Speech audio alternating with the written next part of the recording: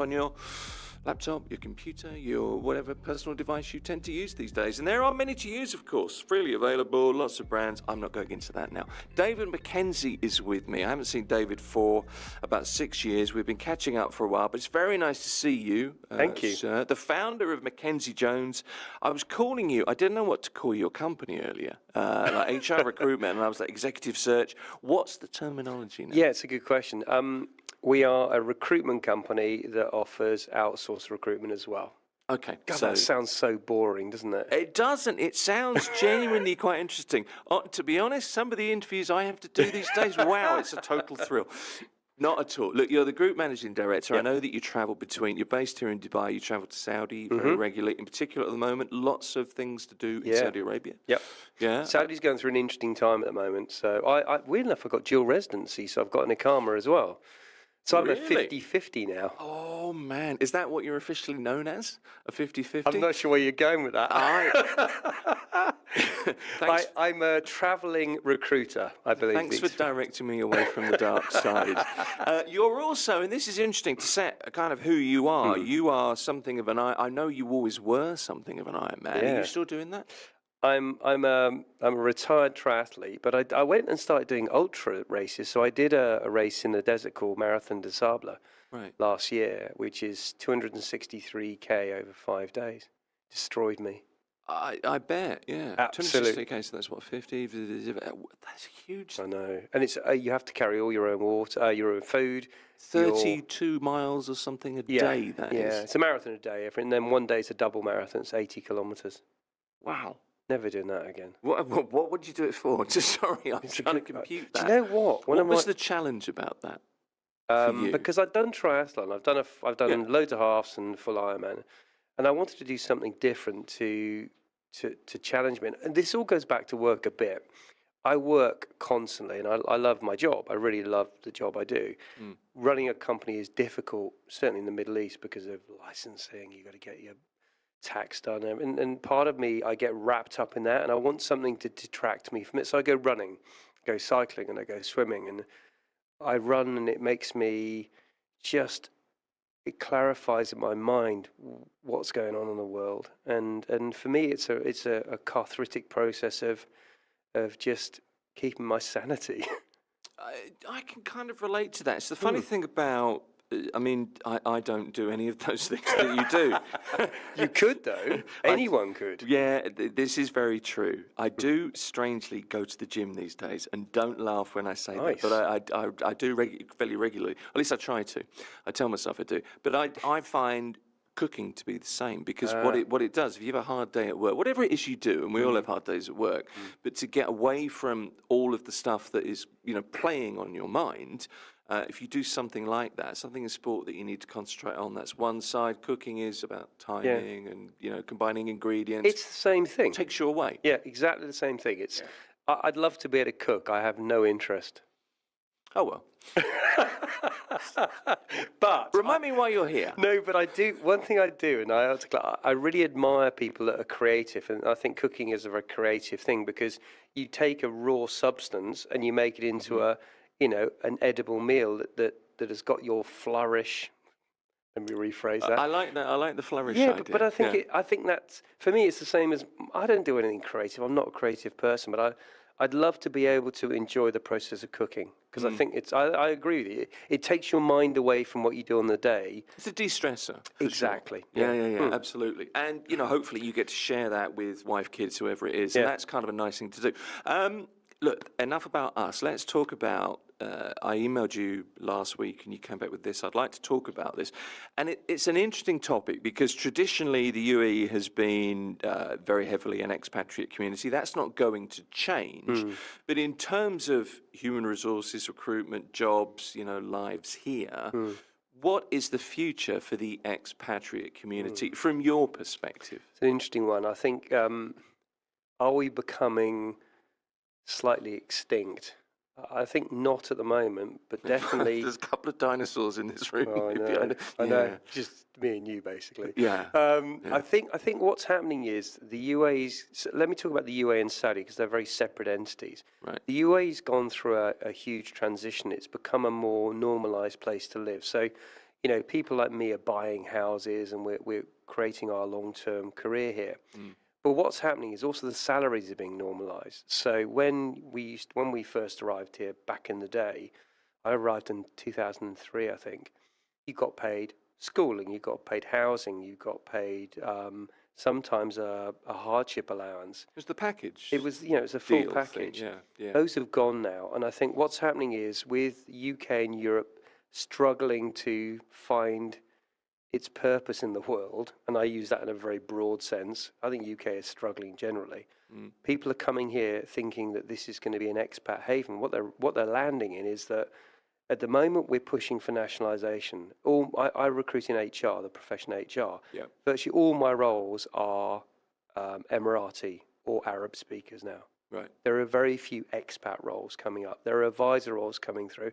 We've been seeing this for the last 18 months. And what we've also seen, because all these people are arriving from Europe, they're pushing down the salaries because they're accepting jobs because they've moved here on a lot lesser package than they would normally accept. Yeah. Okay. So that's kind of where it's at the moment. Where is it headed? What do you expect to see? More of, less of? No, I think the reality is people have to expect that their packages are going to be in line with the rest of the world. So the days of us, having our packages are a lot more than, say, Europe, are going to go, because if you look at our housing costs, our transport costs, the traffic, etc., it's becoming like London to a degree. No, I can see that. I mean, my experience has been kind of different. I mean, I guess you're looking at more senior roles than I've been in, obviously, but I've felt as though the traditional kind of expatriate package, the 70s, 80s, 90s thing, has been gone for quite a lot longer. More and more of my friends or peers don't. That's not our experience. I think they're leaving. I mean, true enough. Yeah. I'm 22 years here, I think. Now. Old or certainly a lot. My kids are older than that. Yeah, I know. Yeah, don't bring that up. Oh, this is like two grumpy old men. We're complaining about the traffic and people on cell phones in a minute. No production, edit that bit out, and that will stay in, I guarantee you. So I think you are right. Over the course of time, a different type of expat have arrived, and I think the older expats with two kids who are sort of 12, 13 years old and wife that doesn't work are gone. I think you're getting younger expats here with younger kids or no kids. Both the parents work. And I think it's become the normality is you have to have both people working now just to afford to live here. The basic accommodation costs and things. So what that mean is, I think the UAE's come to a point where this middle management level will be where the expats will sit. Okay. We're trying to push Emiratis and people into the more senior levels because it's their country. And this is happening in Saudi, by the way, as well. Saudi was always an expat haven. Loads of expats went there. If you look at the roles we're filling now, they're all Saudi nationals. Okay. So there is a shift happening. A temporary shift, I think. Okay. Temporary of how long? I think do you remember back in the day, I think it was 2007 or 8, the Human Resources Development Council here said all HR roles have to be filled by nationals. Yep. And they swiftly changed that because there weren't enough nationals to fill those roles. Now there are enough nationals to fill those roles, but they're not experienced enough, a lot of them. So what we're finding is we're putting in advisors in to sit below those to help educate some of the nationals. Okay. Now, what we've seen over the last couple of years, there are some exceptional UAE nationals coming through, predominantly female, by the way. Okay. And they're very skilled. They would fit into any part of the world. Saudis, there's a bit of a lag on that. They still haven't had the expertise yet. Okay. It's interesting. It really is.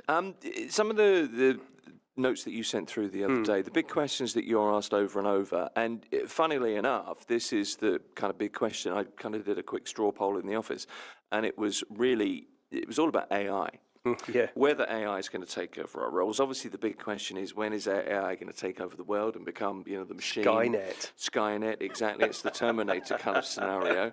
I'd argue maybe Can't that wait. we're really not there yet because we can still just unplug them. Yep. And that's generally okay. But then somebody will reboot them and plug them in again. You Or know the what? audio that plug itself back You know in. what IT are like. Yeah. But it's this role of AI and technology in hiring. And you mentioned that. But it's also Michael, who's producer here at the station, was talking about ATS this morning, optimization of CVs. ATS is apparently applicant tracking system. Yeah. And obviously, you're going to know about that. Yeah. But it's a huge thing. I don't know anything about it. I've got a CV that sits on LinkedIn that I wrote, and I vaguely update when I remember, if I'm honest. That's the issue. That's the issue. People don't update the CVs. Well, they do. They don't. Absolutely right. But ATS is clearly there because, volume of inquiries is there. You need to be able to filter them somehow. You can't read everything that's coming in, can you? This is the issue we face. Yeah. So the biggest complaint people have about recruitment companies is they never answer my message. Sure, and that would be, I bet that's a standard. And I honestly agree with them. I think, but what they don't realise is behind the scenes, if I place an advert, I will get between 800 and 1,000 responses. In Europe, you'll get 40 to 50, and 10 to 15 will be perfect for the job. Yeah. Okay. Out of those 800 to 1,000, roughly 2 to 3, will vaguely be right for the job. And this is just so people see applying for work as just a numbers game. There's a thing on LinkedIn called Easy Apply. It's the worst thing ever LinkedIn did. I've seen it. People just go through and they see HR and they just go, I fancy that, click. So what that means is what they don't realise, I have to have a researcher that spends 7 hours screening those CVs. So this is where AI comes in. So what we use is we use an AI to screen our initial batch of CVs. Those 800 go through a screening process. Right. Very basic. Excuse me. Do they have the right skill set? Are they an HR person for an HR job? That rules out probably half, by the way. Right. Not joking here either. Do they work in the right industry that we're looking for, i.e. hospitality or technology or something? Do they speak Arabic? Are they UA national? We'll place a UA national role. We'll get 400 or 500 responses. Not a single one will be a UA national. Hardly any of them will speak Arabic. But how, not being funny, but I would look at roles on LinkedIn. I mean, periodically you kind of look, or you get a note, a message that comes through. And I think, I wonder what that is. And I would look, and my first thought is, I don't speak French well enough. So you don't apply? So I wouldn't apply. I just wouldn't, because that's the criteria. So if I don't meet the criteria, logically in my brain, I think, not the job for me. You are a minority. Really? The perception most people have is, I'll have a go. I know it says Arabic, but maybe they won't look. Maybe they won't notice. Honestly, I've had people say, I had a guy the other day that phoned me up who actually admittedly had a good CV. He said, David, I don't speak Arabic, but I can learn. 10 out of 10 for effort. I was like, are you serious? How long have you been in the Middle East? 10 years, and you haven't learned yet? No. Really? So what makes you think you'll learn now for this particular job, which I need to fill in a month, by the way? Okay, so the crash course is not going to work. No, but also I think there's a bit of desperation sometimes. People just go, I'm just going to keep applying to as many jobs as possible because it makes me feel like I've done something, which I completely understand. Yeah. What they don't realise is that we miss people that are really good for those roles because of the clutter. Yeah. It's a bit like, do you remember, I was going to say, do you remember the war? You don't. I'm not inviting you back. No, I know. Okay, in World War II, they discovered when the bombing squadrons were going over Germany, the US, they discovered the way to foil the radars was to chuck tin foil out the back of the planes. And it would look like there's thousands of things around. Okay. And it sort of worked until the Germans realised they got radar that actually could see the planes, and then they destroyed them all. Right. Brave people, by the way. It's a bit like in recruitment. People view if you chuck as much stuff out there, eventually it's gonna land. Something's gonna stick. But it doesn't. It never happens like that. And also, people forget that I am paid a salary to find the A match. A client comes to me and says, we're struggling to find this, David. We're going to pay you X amount of money to find the perfect candidate, not to find somebody that might just fit the role. That's what recruitment companies are paid to do. And I think people forget that we're not a charity. We are not a service that is offered to candidates just because we want to help people. It's because we get paid a salary to find the perfect candidate. Now, we love placing good people because it means their careers get enhanced, their families benefit from it. But every time you apply to an advert that you're plainly not right for, you make a point that the person that is really good for it may never find that job. I hadn't thought of it that way. Yeah. But it's a fair point. I've got some questions for you that have come in by text. So, Go for it. Mistakes on CVs is one of them. And the average recruiter, how much do they actually rely on AI? There's something. So we'll come back and answer those in a few moments. David Mackenzie is here at Mira Business FM from Mackenzie Jones. And we will continue talking HR and recruitment and jobs and stuff in a moment. Mira Business FM. You're listening to Mira Business FM. It's the morning drive on Mira Business FM with me, Tim Elliott, and with David Mackenzie from Mackenzie Jones, talking HR this morning and jobs and CVs and things like that. Lots more to talk about, but David, a couple of quick questions for you that have come in. You've talked kind of about this a little bit. When you have a huge pile of resumes, whether they're digital or actual resumes, what's the single biggest mistake people make, and what one thing always gets your attention in the first 30 seconds? First one is the covering letters are too long. Okay. You got to remember that the Should way you always do a covering letter? you should do, but it should be a reference point. So let me explain how recruitment's changed a bit. So CVs are becoming a thing of the past. They're still a reference tool, but what typically if I run if I run a job and my researcher gives me a bunch of CVs, the first thing I do is go onto LinkedIn. So LinkedIn, in terms of our food analogy, is like an hors d'oeuvre. Okay. You look at that, gotcha. you go, that looks good. I'm going to move to the main course. The main course is the CV. Right. That's typically how it works. Okay. So what people tend to do is they write really long covering letters. We never read them because we have to read. I'm being really honest with you here. I'm going to be kicked out of the recruitment world now, aren't You are. You've been ostracised. We don't read them. There's no point. And typically people don't send hard copies anymore, so they're always e-CV. So what I love about when somebody sends me an email with a CV attached, it's hi David, look, I've seen this role. I'm really keen. This is what I've done. If you're keen, this is my number. Please give me a call. Very short and sweet, because I have to go through in a day 30 of those. Because you think, I need to apply here. I need to make sure it's in nice English, and you tend to be a little bit verbose, and you don't need to do We that. haven't got time. Right. Okay. Genuinely haven't got time to read hundreds of cover letters. Okay. So that's the. What about grabbing your attention? What's something that? I mean, I guess it's different things for different jobs, isn't it? Yeah, but it's are you relevant for the job is the first one. Okay. But you know what I do? Here's a little bit of a secret about recruitment. All CVs look the same. They're pretty much the same. Just make sure you spell check them. True. Typos are a big no-no for us. If we see a typo, we're immediately put on our guard because it means either they're not very good, their attention to detail is not very good, or they haven't really thought about this. Okay. The bit I look at is the bottom bit. What have they done that's interesting? I had a guy the other day that when he was a student, he went to Antarctica and he worked on a whaling vessel. Not for harpooning them. I was going to say that. Antarctica's off limits, apparently. Isn't that illegal? Yeah.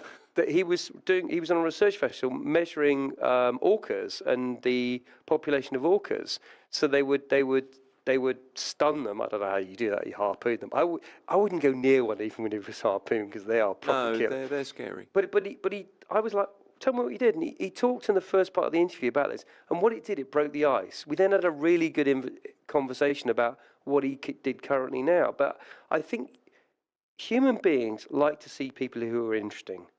And a CV is a CV. What you do, we talk about every day. Find something that is interesting, like you're a triathlete, you've run a radio station, you've restored an old car. Find a hook to when you speak to somebody, just find a hook that they might be interested in. Because you tend to get, don't you? Passion, interests, all that kind Traveling, of stuff. cooking, cinema, Yeah, blah, blah. I love to travel, and I'm passionate about cycling. I always think as well. Do you think this? Because maybe it's me being a cynic. Whenever somebody says I'm truly passionate about X, I always think you're Liar. not. Well, I'm glad you say that, because I think. One of the things about your job I've always kind of thought is you need to be able to see through Yes. this stuff and really get to the heart of something, because the important thing is right person, right role. That's your job. Yep. So you need to cut through the hype. I was going to use a different word there. I won't. But that's kind I know of what where you were going. I know. That's what you're good at, I Yes. think, or should be. Yeah, and we can assess. I assess a CV in less than a minute. Okay. I'll go right. Have they done? Also, when we look at LinkedIn, Right. we then look at the CV. We look at the dates on LinkedIn, and we look at the dates on the CV. If they're wrong, reject, Okay.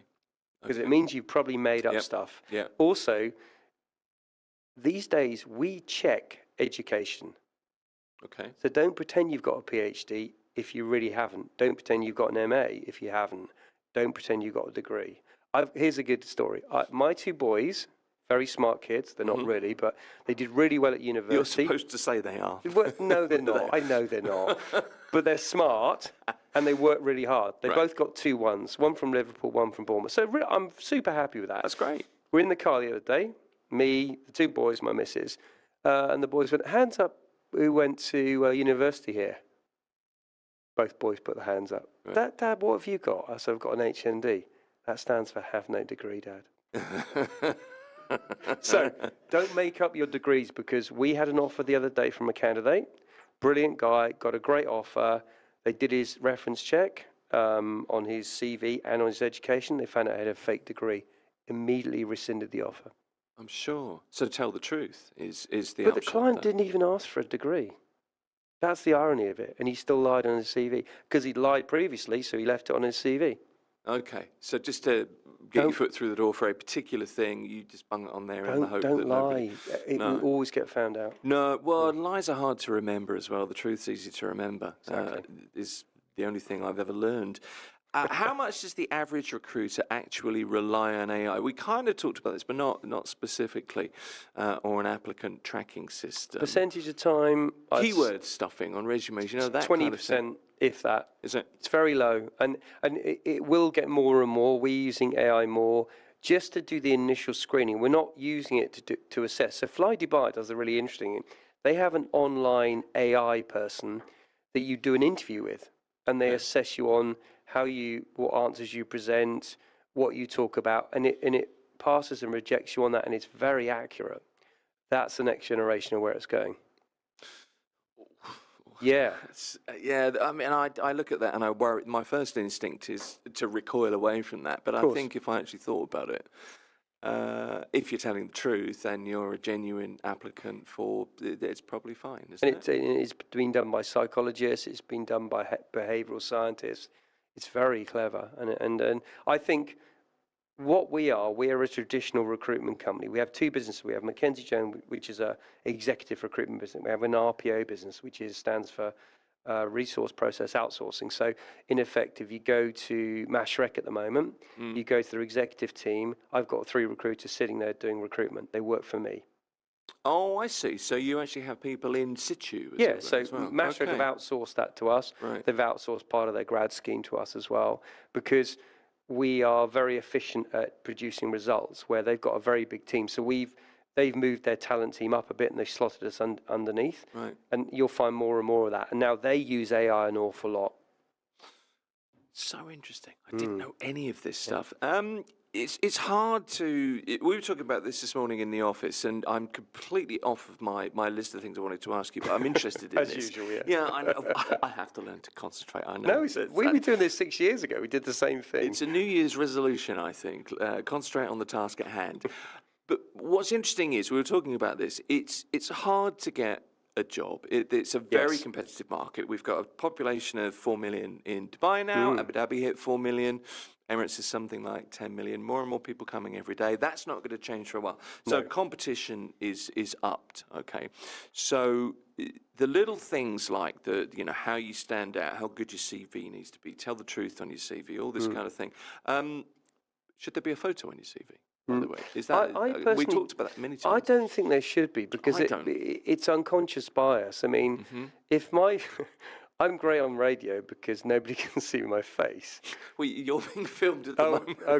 Your viewing figures have just gone down. We just didn't tell you. But you know what I mean? I think if I see a particular photo on a CV, then I'm going to naturally be biased. If they're a good-looking person, they look smart and well-presented, and their CV's okay, I'm naturally going to be biased. That's human nature. Whether you think you're biased or Exactly. not, you kind of are. Yeah, unconscious bias it is a phenomenon which it goes across all of HR. So my view is, whatever nationality you are, whatever sex you are, your CV should speak for your achievements, your accomplishments, not on what you look like. Genuinely, I don't. I mean, if I look at my team, I would say it's very charitable. It's like the cast of the Star Wars bar. We're all sort of, and they'll listen to this and they'll know what I'm doing. They're all different. They're all nationalities. They're 80% female, but they all look different. There are some very beautiful ones. There's some really pig ugly ones, and I count myself in that category. You can see my career in the UAE is declining, isn't it? 3 years, I'm gone. Yeah, it is. You might want to make your way to the airport after this. I've just come from there. They might not let me out. No, but I take your point. Yeah, though. my point being is everybody's different. Everyone's different, and you shouldn't judge a person to be good because they look a certain way. And I really genuinely believe that. And you also shouldn't judge a person on how old they are, because one thing I think the Middle East has been great at is that they really value experience, but I think that's waning slightly. Do you really? I'm just going to ask you that. I think it is a bit because I'm 57. Yeah. Or am I 58? Oh, we're the same age. I may be older. I'm never quite sure. That's just age catching up. Exactly. It's fine. Yeah, but the reality is, people are always surprised how old I am. They think I'm younger, which I'm very flattered about. Right. But when I put candidates forward, I've been asked, how old are they? I'm like, well, you've seen they've got 20 years experience, so take a wild guess. They're going to be in their 40s at least. And I had to say the other day, I don't want somebody who's too old. What's too old? Well, over 50. Why over 50? So I tell my guys to question about that. What does too old mean? What are people getting at? I think it's because they are quite young and they are either concerned that the person will overshadow them, or they don't think they can match up to what that person's experience are. I'm saying the good thing. They don't want a threat. Exactly. I think the good thing about people who are older, often they got to the point in their career where they don't want to do that senior job anymore. I don't want to run Mackenzie Jones anymore. Everyone knows that. I love doing my job. I love meeting clients. I love seeing candidates. And I like doing things like this. Obviously, because they get into trouble when I do stuff like this. Yes. But at some point, we're going to get acquired by another business. Yeah. And at some point, I'm going to have to conform. Just telling you that in advance. but if somebody buys me and they say, "What do you want to do?" I said, "I don't want to run a company anymore because I want to use my expertise, my 30 years recruitment experience, to help junior consultants and to go meet clients and to go meet candidates. I don't want to be running a business, managing people and doing the stuff that maybe a 30-year-old or 40-year-old wants to do." Surely that's kind of a natural way to go, isn't it? I hope so. Yeah, I think it seems like a decent way to go to me. I've done very senior jobs. I've run Monster.com. I've been a director for Michael Page, and I've had some really interesting jobs where I've managed massive teams. Doesn't interest me anymore. Okay, been there, done that. Yeah, but I don't think I'm any good at it anymore. Joking aside. You're disarmingly honest, I have to say. Because my team know what I'm like, and I've got a really stable team, and they're really good people. I mean, they're all different ages. I've got mums. I've got youngsters. I met the best intern ever the other day, and she now works for me. But she can't look me in the eye. She's so shy. Really? Really shy. So basically, I asked my HR person, find me an intern to do my marketing, help me do my website. Sue got me some really good candidates, and there's a brilliant guy from the Ivory Coast that I really like. He had yellow hair. He's a black guy, yellow hair. He's so cool. Very yellow hair. Yeah, I felt like I was going to get some coolness. Did he nearly get the job because of the colour of his hair? No, he was just really good. I really liked him. He's 20, 21 years old. Anyway, I said, look, I'm going to go with this guy. And Sue said, look, see this other lady. Her name's Manuri. She won't mind me saying that. Right. But don't judge, David. She's worked with me for 6 years. Don't judge. So I got on there, and she wouldn't look at me. I looked at Sue, and I'm like, oh, come on. And she looked at me and went, stop. Listen. Right. And then Manuri talked about my website and what I was doing. And about 10 minutes into it, I'm like, she is amazing. Really? Because I didn't judge the book by a cover, because Sue made me not do that. She's fantastic, but she has a problem with her confidence. So I've got her a coach to train her on her confidence now. And she's getting better. Well, this is a huge part, isn't it, of the interview process, the finding the job process, because so much depends on how you perform Absolutely. in an interview, which Very comes true. from confidence and experience and all of those things. I'm not massively bothered by interviews or by being in this kind of situation, but that's just because I've done it a lot. I have some experience there, and I guess for people that aren't confident, it's difficult. It's really hard, but you may be completely fantastic at what you're being hired to do, but just not able to get across the finishing But this line. goes back to your point about people looking for jobs and things.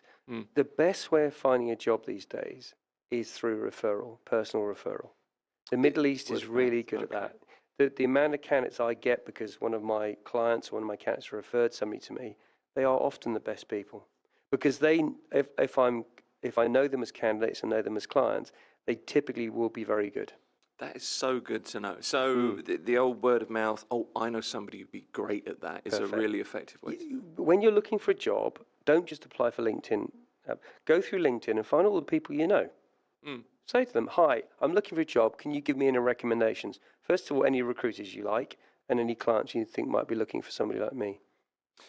Great advice. That really is. That's the Instagram reel from today, I think. Rather than you talking about your employees as members of the Star Wars bar. There you are. That's made my day for sure. Look, David, I've so enjoyed seeing you. It's nice to see you again. Thank you for coming in. Appreciate pleasure. it. Brilliant. David Mackenzie is from Mackenzie Jones. Mira Business FM. This is Mira Business FM. It's the morning drive with me, Tim Elliott. We're on the website, mirabusiness.fm. We're on YouTube, we're on Twitch, we're on Rumble, we're on Dailymotion, we're on Facebook, we're on LinkedIn, we're on Instagram, we're on X for news. Get in touch. info@mira.fm is our email address. And you can also WhatsApp directly to the studio. Keep it nice and clean. WhatsApp.mira.fm. 522-789-567. And wherever you find us, if you can subscribe, give us a like, a thumbs up. That is always really appreciated. Now, real estate in the last hour. For the next half an hour or so, we're going to be talking food, the business of food, I guess, and the business of food delivery, really. Halima Jumani is the CEO, founding family member of Kibson's online home delivery, well known here for sustainable grocery shopping. They're a UAE-based fresh food distributor, have been for over a decade, and Halima oversees finance operations and a 1,000-strong team managing 5,000 daily orders. And she is joining us over the technology of Zoom. Halima, good to talk to you. Thank you for being with us. Thank you very much for having me. Can you hear me? I can hear you great. I can see you fine. Looking resplendent, I have to say. I want to start, Halima, with we've never met before, but I'd like to start with your story, your background. You were born and raised here in Dubai, in the Emirates. I know that much, but you kind of come from a corporate finance background, don't you, really?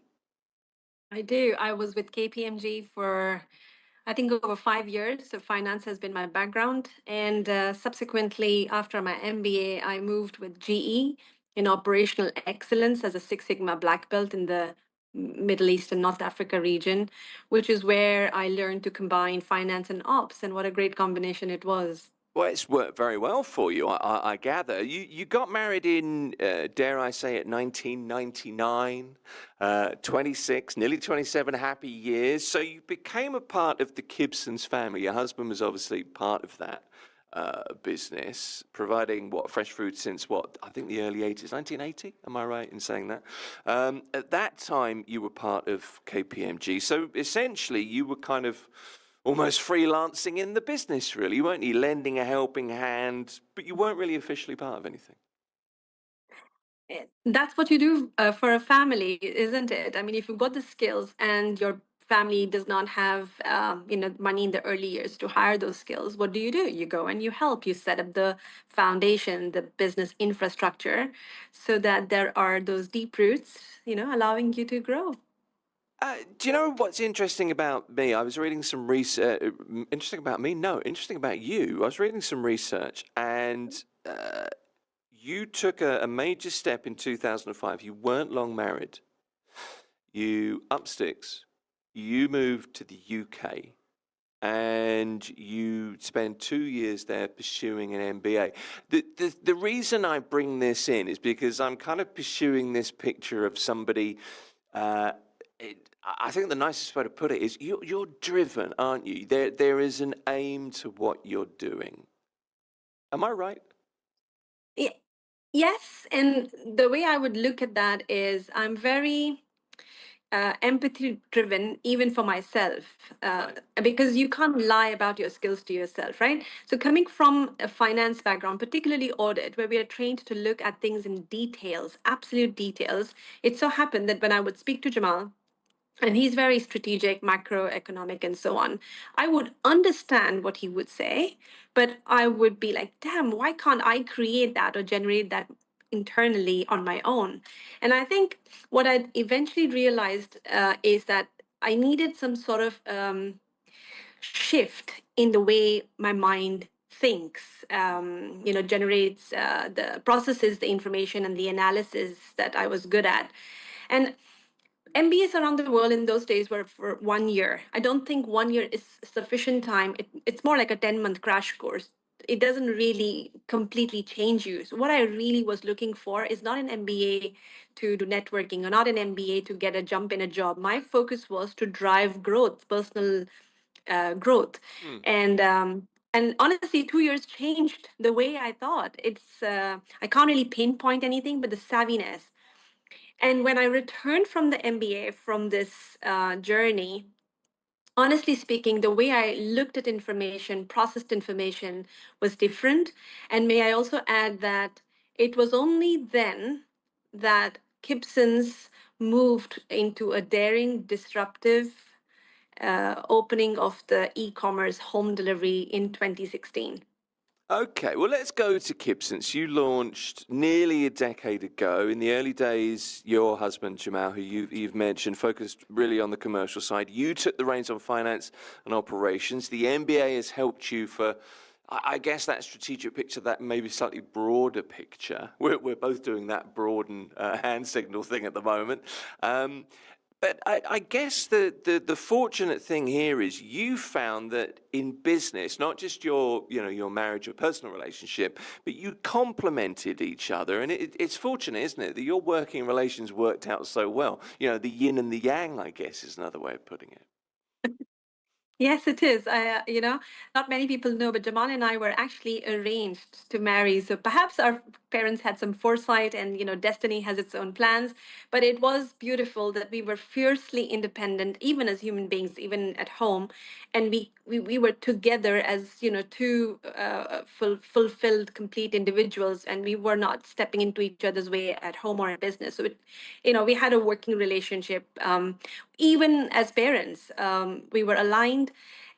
This was challenged later in the e-commerce years, but we'll come to that later. But yeah, Jamal has been instrumental in my journey with the support that he has provided. A female cannot come this far in a business environment that is so male dominated without having a male sponsor behind her, a strong one. Right. Okay, well, even these days, do you think is it still, what's the word, patriarchal? It is, Yeah. but it's changing. There's a balance in life that is healthy. It's healthy for everyone involved.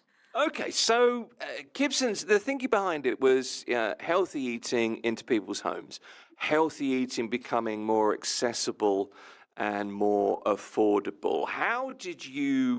When you launched, how did you get that across to people? The fact that that was so important, because it seems to me like now that's the way we all are. That's a generational way of thinking, but it maybe wasn't 10 years ago. It was, but within a niche. I will explain. So Mm, Jamal and I have three kids that represent Australia at a national level for squash.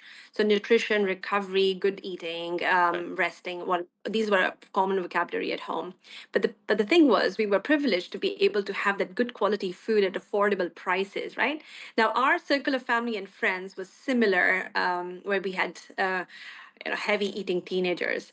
And when we created the Excel spreadsheet in early years to spread it out to family and friends, oh my God, it was so well received because of the quality, the freshness, the prices. People were absolutely wowed. And I didn't have to do any marketing. It grew with the word of mouth alone. For the first 3 years, until the point that we had 2,000 deliveries a day, we had not done any marketing at all. Zero. Zero. I mean, then I kind of, was told by our good friends in the industry that imagine what you could do with marketing. So then we kind of, played around. We did for learning experience, what works, what doesn't work. So we did a little bit of everything, like cinema advertisement. We did a couple of billboards. We did PR. It was a wonderful journey learning through that. So, I mean, you knew you had a business that was working. If you do almost nothing in terms of the traditional forms of letting people know, and you get 2,000 orders a day. However, then we get to 2020, I suppose, and COVID hits. What happened then? A lot of people think that, oh, you must have done so well in COVID. We nearly died in COVID, because our capacity was pushed Mm. from, 4 people in customer care responding to, 100,000 citizens in the UAE who were all looking forward to a scheduled delivery of Gibsons. Our schedules went up to 7 days. It was a push. Our capacity had to grow, respond and grow within, I think it was 6 weeks. We hired about 400 people in 4 weeks. So it was tough. It was tough. And I'm so, I think, honored and grateful for that positioning that destiny put us in, because at Gibson, this was not about money. This was about serving the community in which Jamal and I were born and raised. This was our time of giving back. I remember putting our pickers and drivers and saying, if you guys ever wanted to become someone, important like doctors or engineers, and you couldn't do because of lack of money, and that's why you're here, this is our time. We are second in line to healthcare, and it is our duty to serve the people in this beautiful community that we belong to. It's a nice thing to hear, but I mean, money is obviously an important thing. COVID meant that inbound logistics were expensive, so prices went up, of course. So you're working 24/7, but at the same time as that, you have to take that hit, don't you? Is that what happened? It is, and I was very fortunate to have Jamal's backing on that. He made it a point and gave me a clear mandate. Halima, do not raise any prices. Take the hit, take the knock. It doesn't matter. We are a very value-driven family business, and perhaps that's why we do what we feel right. And often we make very strong non-monetary decisions. This was one of them. Jamal said to me, people are already panicking with the foresight of whether there will be enough food or not. If you raise prices, this will increase the panic and they will think, oh, things are now going to run out, or, whatever. So, what we try to do is keep people calm through our customer care communication and say, don't worry about the food. I remember telling some of my friends, if anything happens, you're welcome. We can all sit inside the Gibson's warehouse and feed ourselves. Don't worry about anything. The prices are going to remain the same. And we will deliver. Don't worry about it. And we lived that. We lived up to the promise and we took that knock, and that's okay. Businesses, good businesses are never about money alone. Okay. Let me ask you about your team, because it strikes me that, I mean, getting 400 people on board in 4 weeks is an impressive achievement in and of itself. But you have to build a team, and you need to build the team to work in a business that you run the way you run it with, I think your word was empathy at the start of this interview. And that's a team that has to be with you, that has to believe in what you're doing, particularly at a time like COVID-19, of course. Talk me through how you've built your team, how you did it then, and how you increase your staff that stay with you now. So if you speak to people within the team, particularly blue collars, what we are famous for is training people. People come to us and say, please train us. We want to grow at Gibson's. That's really how we are perceived within our working community. So I'll just go back a little bit.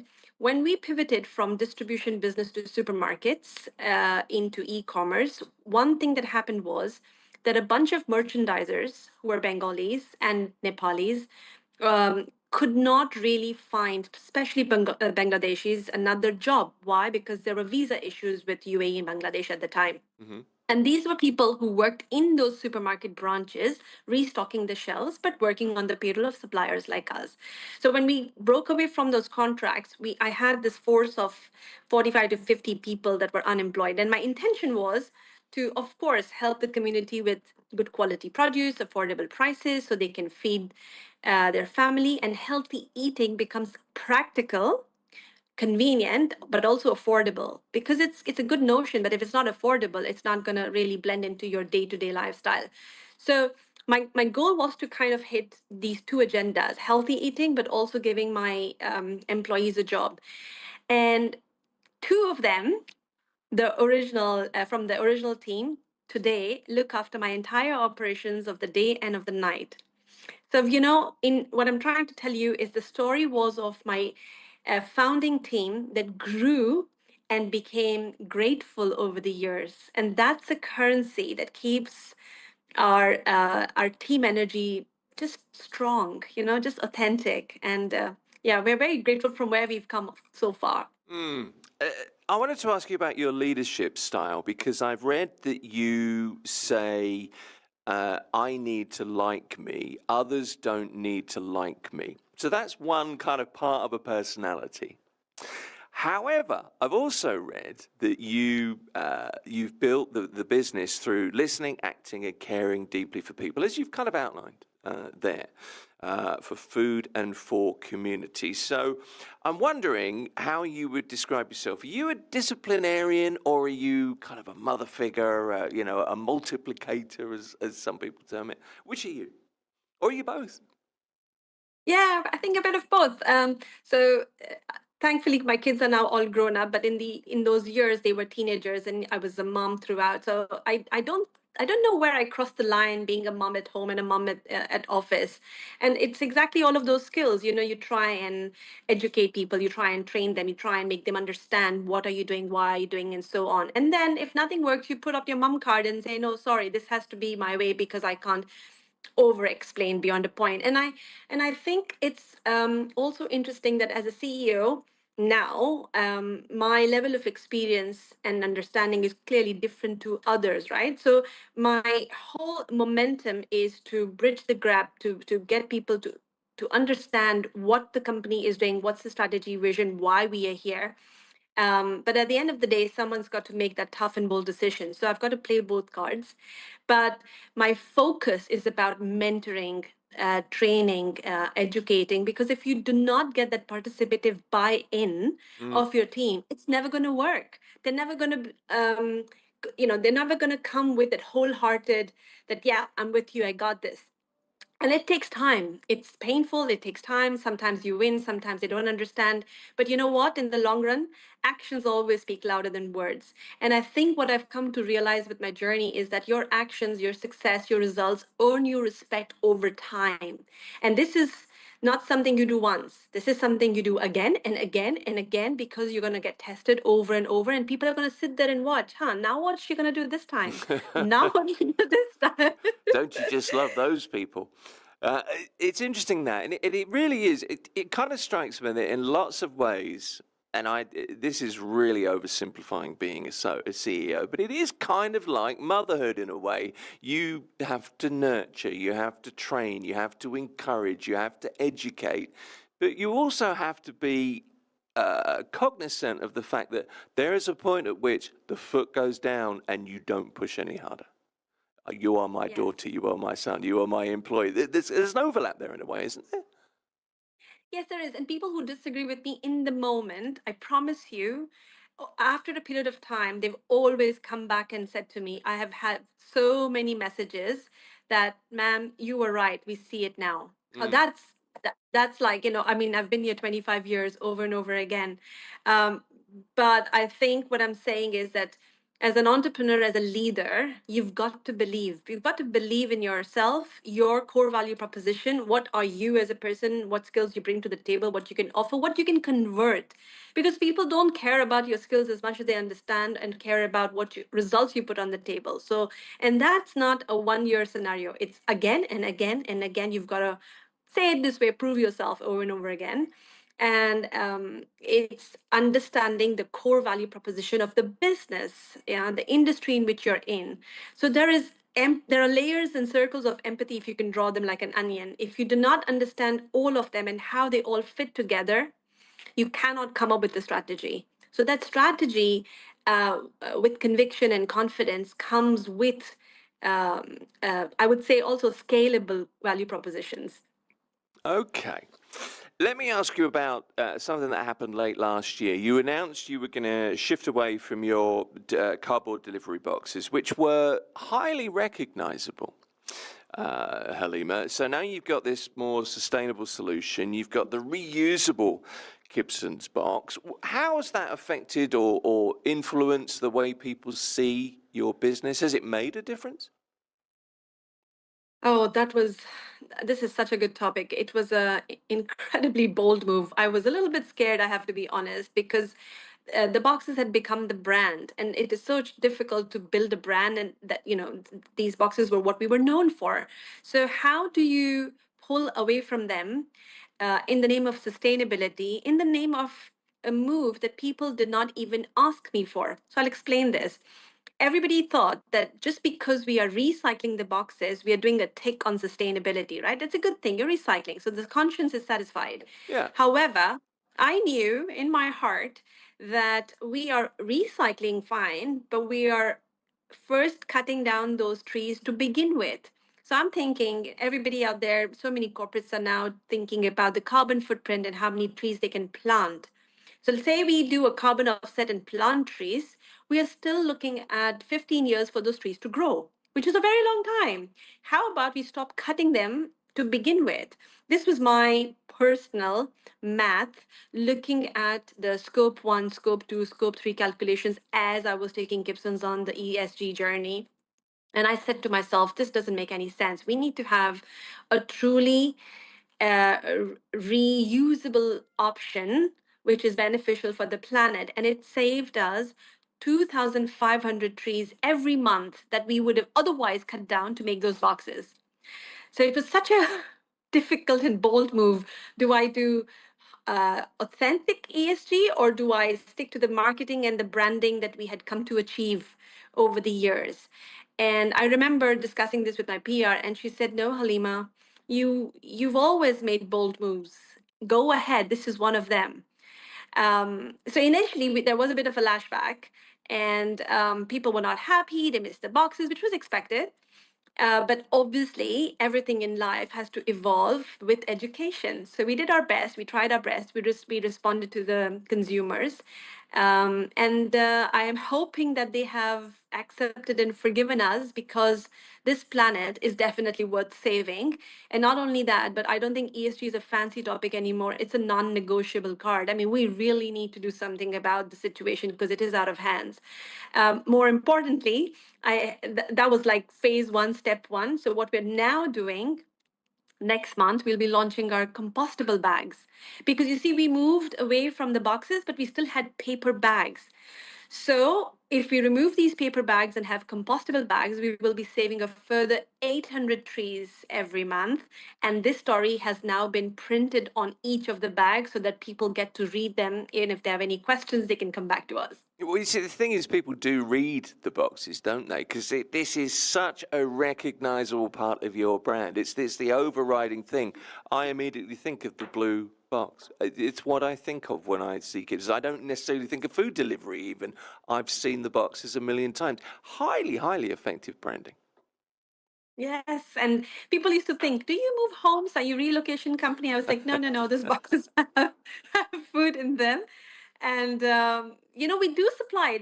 We still get requests. Please, can I have 50 boxes? I'm moving, or please, can we have 50 boxes for so and so? And we actually produce some to satisfy that need from our customers every now and then. Do you know, I live in a community, and there's a community WhatsApp group, and every, I don't know, once a month probably, people ask for Gibson boxes because they need cardboard boxes. Yes, but I'd like to believe that the brand goes a little bit deeper than the box into the freshness and the quality that people have come to expect from Gibson. I would think that's probably the byproduct as well, to be fair. How important is price point? Because there's something I read online. Let me just bring this up very quickly.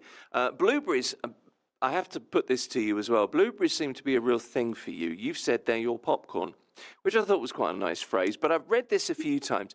A packet of blueberries in a supermarket was 23 dirhams, and I remember this quite clearly. You guys brought it down to 9 dirhams. So 2 questions, really.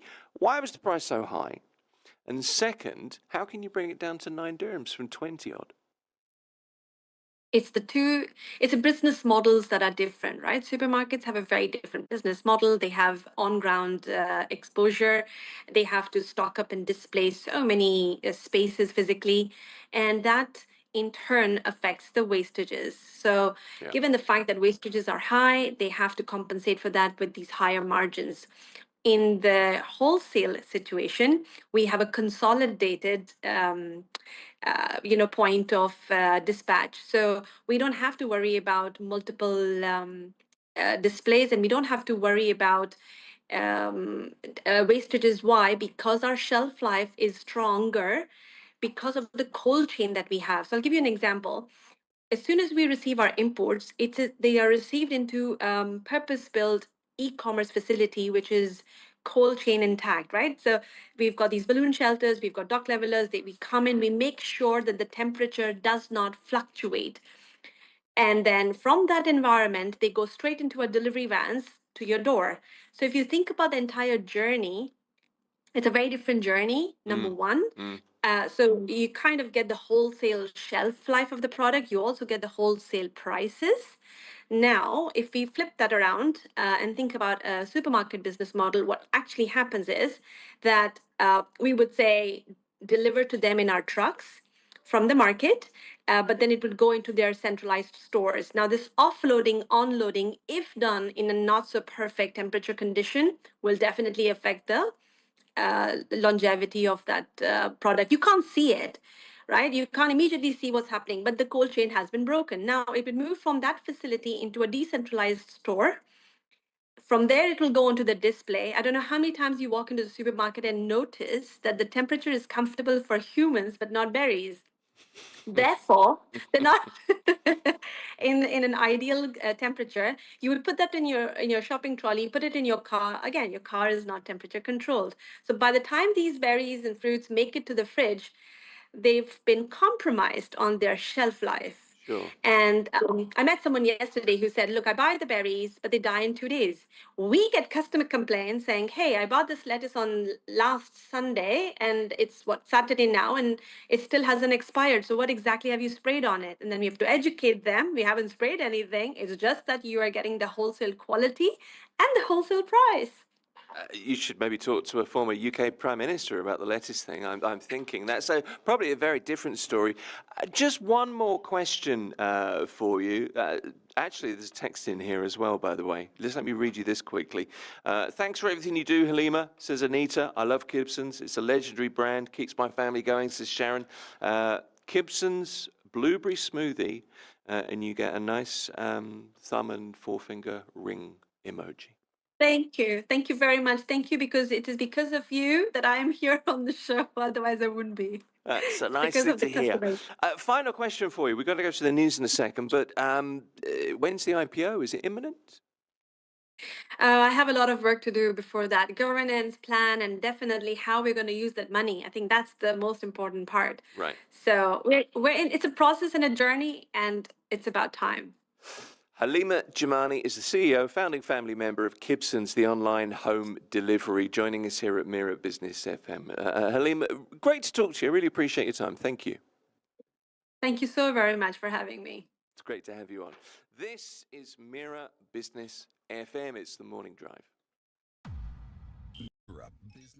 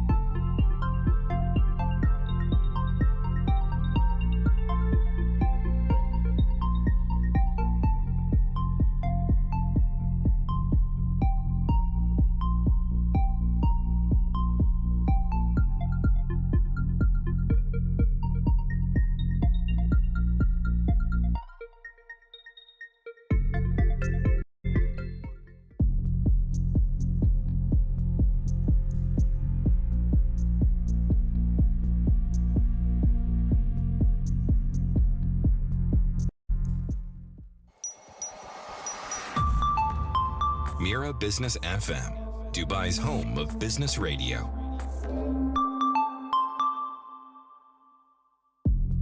This is Mira Business FM with me, Tim Elliott. Markets now, and global markets are sending mixed signals. Tech stocks have been doing particularly well. Central banks are cautiously cutting rates, and geopolitical events continue to test investor confidence. So are we in the early stages of a new bull run, or are we simply navigating another period of heightened volatility?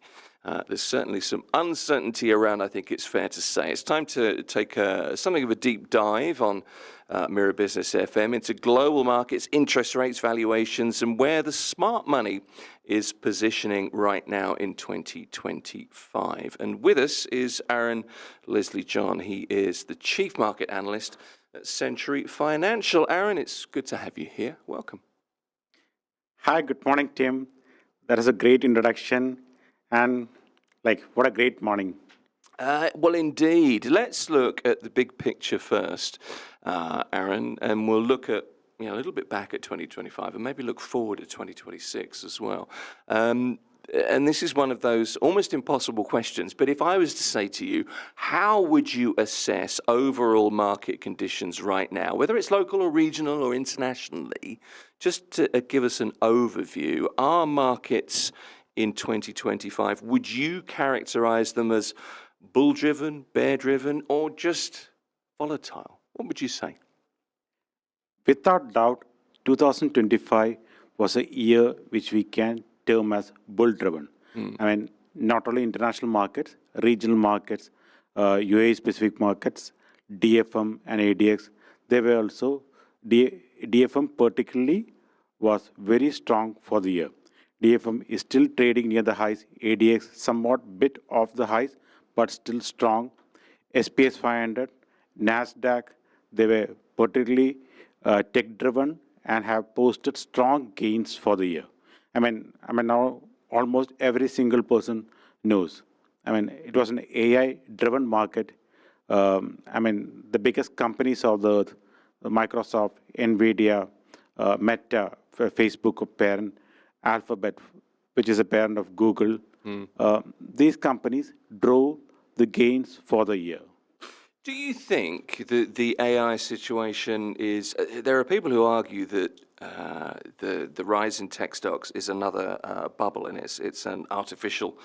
I was going to say artificial bubble, but it's an artificial intelligence bubble. Do you think that's something that we should be discussing a bit more? So,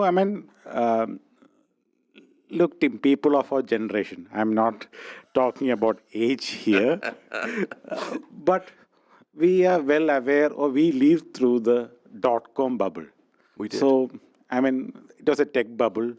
Aaron, it feels like yesterday to me. Yes. I'm thinking you feel the same way. Exactly. That exactly is a problem. Yeah. So, because we have lived through the bubble and the memories are still so fresh, we feel like another tech-related rally that it gives the feelings of a bubble. Yeah. But that's not the case here. Unlike the 2000 dot-com bubble, here the spending here is driven by the largest companies or largest corporations of planet Earth. These are the spending is driven by Alphabet, Microsoft, Meta, Amazon. So these companies have a lot of capital available with them. This year, AI-related capex is estimated to be $440 billion, and by 2030, some are expecting it to rise to $1 trillion. Right. As of now, these companies have the capability and the internal cash flows to finance those investments. So I would say at this point, we cannot call it a bubble. There is the probability that this could be the beginning of a super cycle in AI.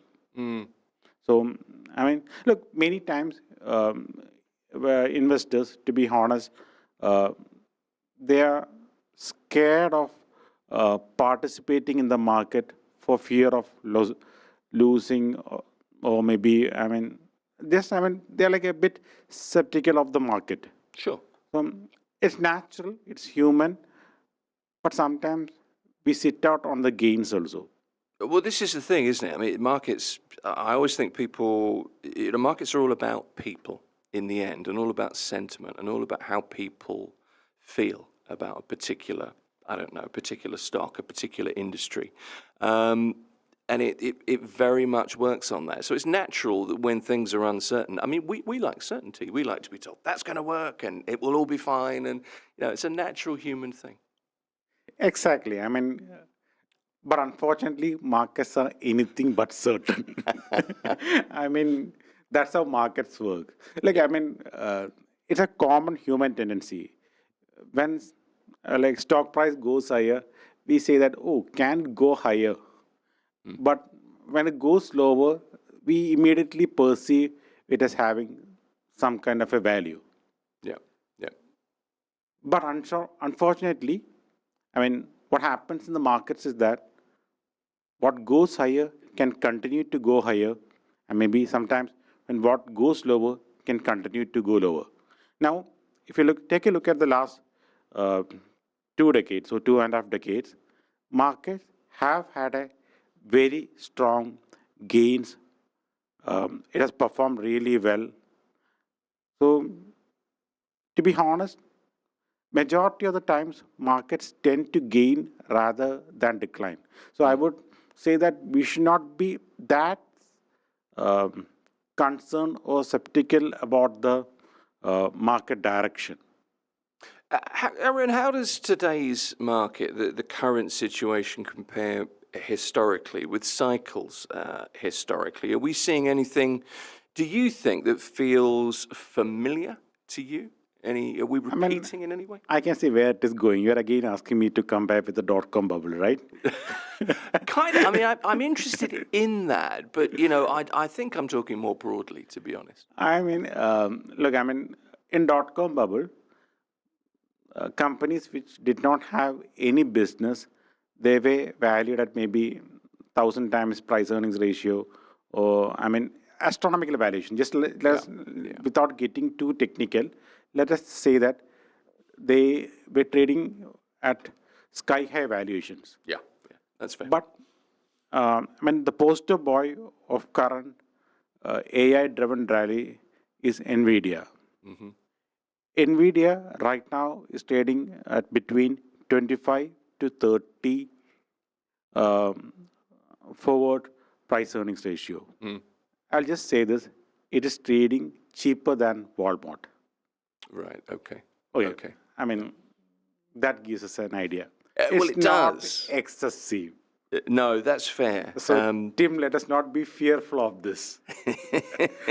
But I think NVIDIA is run by a very down-to-earth, obviously a very intelligent man, Jensen Huang. Jensen Huang, that's right. And his recent comments really interest me. He's not all about the tech bubble. He's recently been talking about the trades. The way to go forward is to be into plumbing and to become a builder. The trades are still going to be as important because AI can't build a house for us, can't wire a house for us, can't fix the faucet, the sink, the tap when it doesn't work. So he's obviously a man very much with his feet on the ground, and I think the kind of attitude towards NVIDIA kind of reflects that. Does that make sense?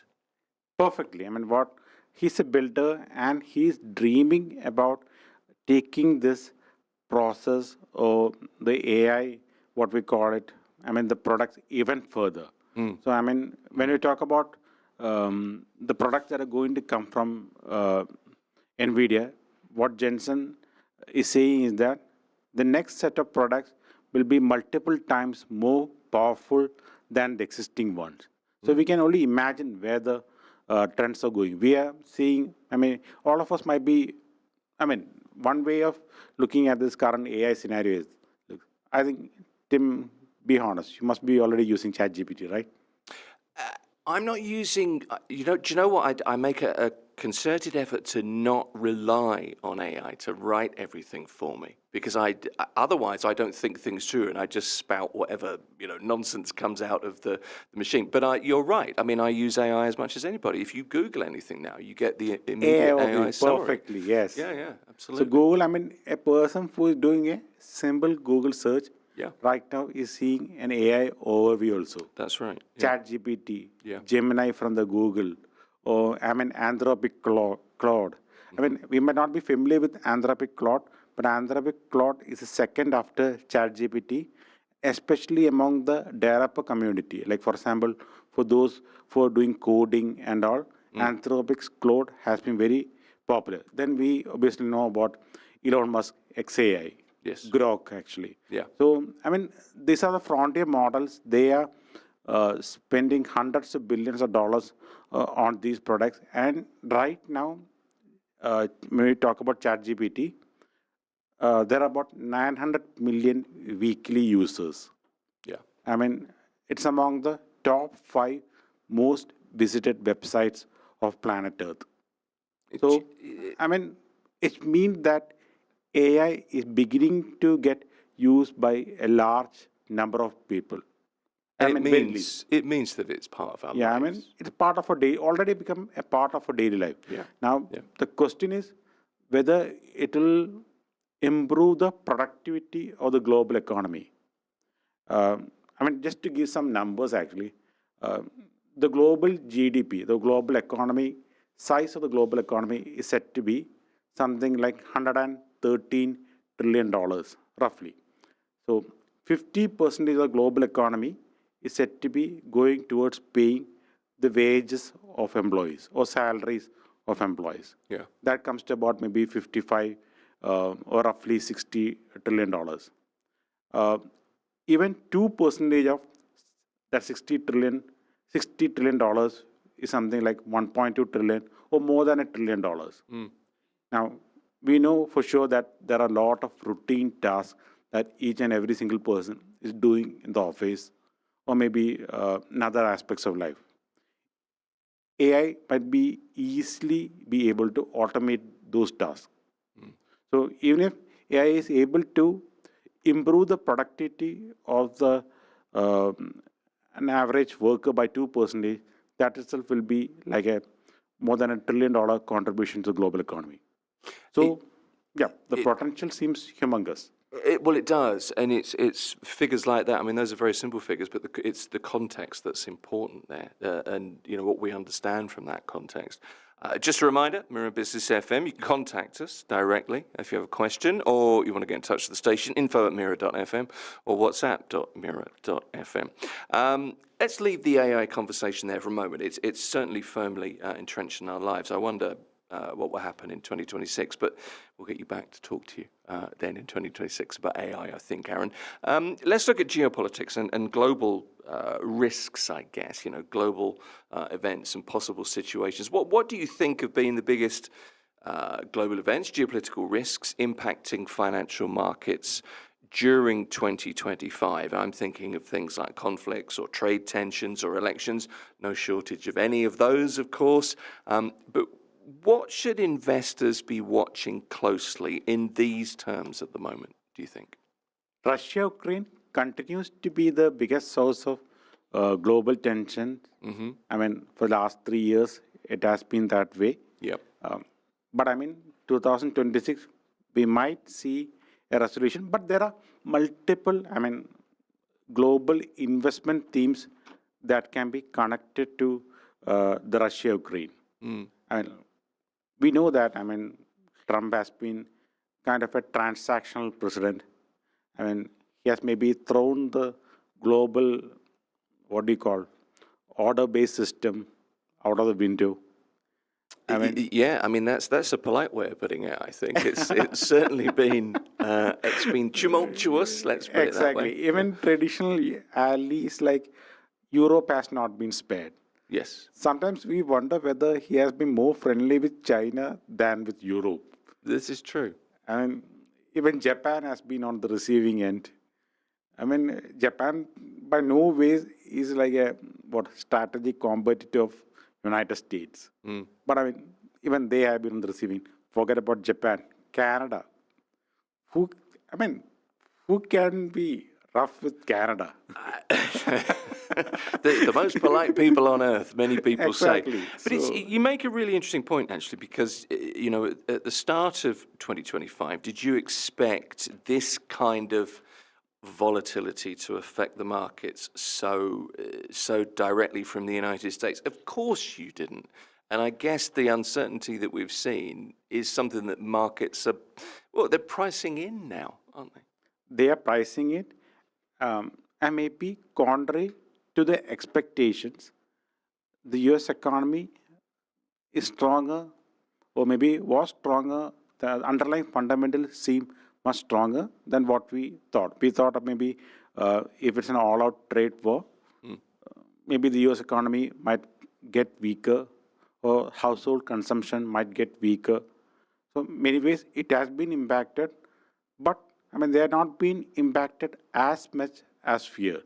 Yeah, that's true. Again, I mean, I don't know whether I should be talking too much of numbers here. Maybe that might bore the listeners also. But I just say that U.S. for example, China exports something like $500 billion worth of exports to, goods to United States. Yes. Imagine that there is a 50% tariff. That's like $250 billion. United States economy size is like roughly 30 trillion or Right. $30,000 billion. Yep. So the additional cost of 250 billion just comes to about maybe 1% of the US GDP. True. That could be the reason why the US economy was not that impacted. Okay. Okay. So, or maybe it can withstand that 1% hit to the GDP. So, talking about trade, it's kind of seems settled right now. As you said, the markets are already maybe priced in. But coming back to the European region, I think Europe has been somewhat ignored by the general public and markets. When ideally it should not be. I mean, Europe has some opportunities. When you talk about Russia, Ukraine, so because Trump has been kind of a transactional president, it has triggered a structural reset of European thinking, if I can say it that way. Hopefully, I'm not sounding that complicated. No, it's interesting. I mean, a reset in the way that European Union countries are viewing themselves. Yeah. So one surprise reaction has been they are thinking about spending more money on protecting themselves. So, for example, the European defense expenditure or defense budget as a percentage of GDP from 1.6% of the GDP in 2023, it has crossed 2% right now. And it is expected to increase in the next couple of years also. Already we have the European Commission talking about initiatives like REAM Europe, where they are talking about mobilizing an additional 800 billion to be spent on $800 billion to be spent on the defense. Yeah. So what this means is that the European defense sector could be an interesting theme to watch out for, not only in 2026, but in the coming years ahead. It's a fair point. It's also a mark of triumph for President Trump, I think. Exactly. It's a triumph for President Trump, but because they don't have to spend. US consider itself as a product of Europe, so they don't have to spend that money for Europe's protection. But anyway, from an investor perspective, that's an opportunity. Maybe they can participate in the trend by buying directly some European defense companies, or simply by purchasing a European defense ETF. Fair enough. Okay. That should be an exciting theme. I will not say it's even a 2026 theme. I would say it's a secular theme for the next maybe 4 or 5 years. Okay. So just like technology has been a US trend for maybe last 4 or 5 years, this could be a strong European theme for the next 4 or 5 years. Well, you could certainly say safely for the next 3 years when President Trump is Exactly, yeah. Trump charge there. of the United States. And already some senior US officials, they're saying that they'll not be intervening if Russia attacks.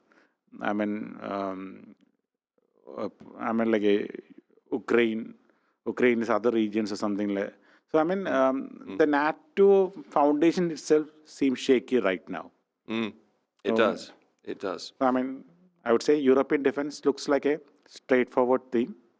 And for people who have been watching Europe closely, they might be aware of about the new European Chancellor. Germany is planning to spend some 500 billion euros uh, the next 10 years to modernize its economy. Germany also might be increasing its defense spending. So, German economy also is seeing some stimulus measures. It could be possibly be benefiting the German domestic companies more than the German global corporations. So, for people who are interested in that particular theme, they can go for a mid-cap German companies ETF, something on those lines, domestic companies. You're certainly bullish going forward towards Europe. There's no doubt about that. Let me ask you about. I would say specific sectors. Sure. Be choosy, actually. As you've outlined. Let me ask you about inflation quickly, because it seems to have, I guess, cooled compared to previous years, notwithstanding the recovery from COVID, which is really still ongoing. We're still seeing the effects in some ways. We've just seen a further interest rate cut from the US Federal Reserve, the third in a year. What does this shift tell us about where the global economy is headed, do you think? Stable. Nothing to be fearful at the moment. We always look. One thing is that sometimes people jokingly say that the economists, they have predicted 10 out of the last 2 recessions. So, we are always wary of everything around us. I have been personally myself reading about recession fears for the last 2 or 3 years. Yes. So, when the Fed initially raised the interest rates from near 0 to 5.5%, everyone said that, okay, US economy is going to go through a recession. At the same time, Europe also was increasing the interest rates. So we were kind of wary that, okay, the world is going to go through a recession. We could see a sustained market correction. And markets, to be honest, declined also after the initial rate cut, but they recovered. The thing is that now we are on the opposite side of the cycle. We are seeing the US Central Bank decreasing the interest rates. The European Central Bank also has reduced the interest rate. They are stable. Fed is saying that they will be reducing the interest rate by another 25 basis points. At this point of time, with the central banks actually easing their monetary policy, the economies are likely to be stable and the growth should be there in the global economy for the year 2026. So, corrections in the markets, obviously corrections will always be there. We think of AI as some kind of a super cycle, but having a super cycle doesn't mean that markets will be always going up. There will always be some sharp corrections in the overvalued sectors inside AI itself. And we already witnessed that in the last couple of months. So, the small cap, mid cap stocks especially, they have seen a 30 to 40% correction. Meta itself, which is a parent company of Facebook and Instagram, they have seen a decent correction. So Microsoft has seen a correction due to fear that OpenAI spending might be on the higher side. So the corrections in some of these large corporations can be good opportunities for investors who are willing to take some risk. In fact, I would say that buying shares in large cap companies are much less riskier than buying shares of mid cap or growth stocks. So, would say that, global economy seems normal. Don't be scared. Tim, please don't talk about .com bubble next time when we're talking about AI. It is absolutely fine. Okay. It's all sunshine. We'll hold you to that. It's all sunshine, says Aaron. Let me just ask you locally. I mentioned inflation there, and it's all sunshine. We're in a reasonably stable position, I think. UAE central bank generally follows the Fed. That has happened, of course. There has been a rate cut here. But what does that mean in practical terms for businesses, for borrowers, for investors in, I guess as well, asset prices here in the UAE? Okay, before getting to the UAE, I'll try to share an interesting number about UAE as well. Okay. Tim, right now, the UAE GDP or the economy size is something like $500 billion.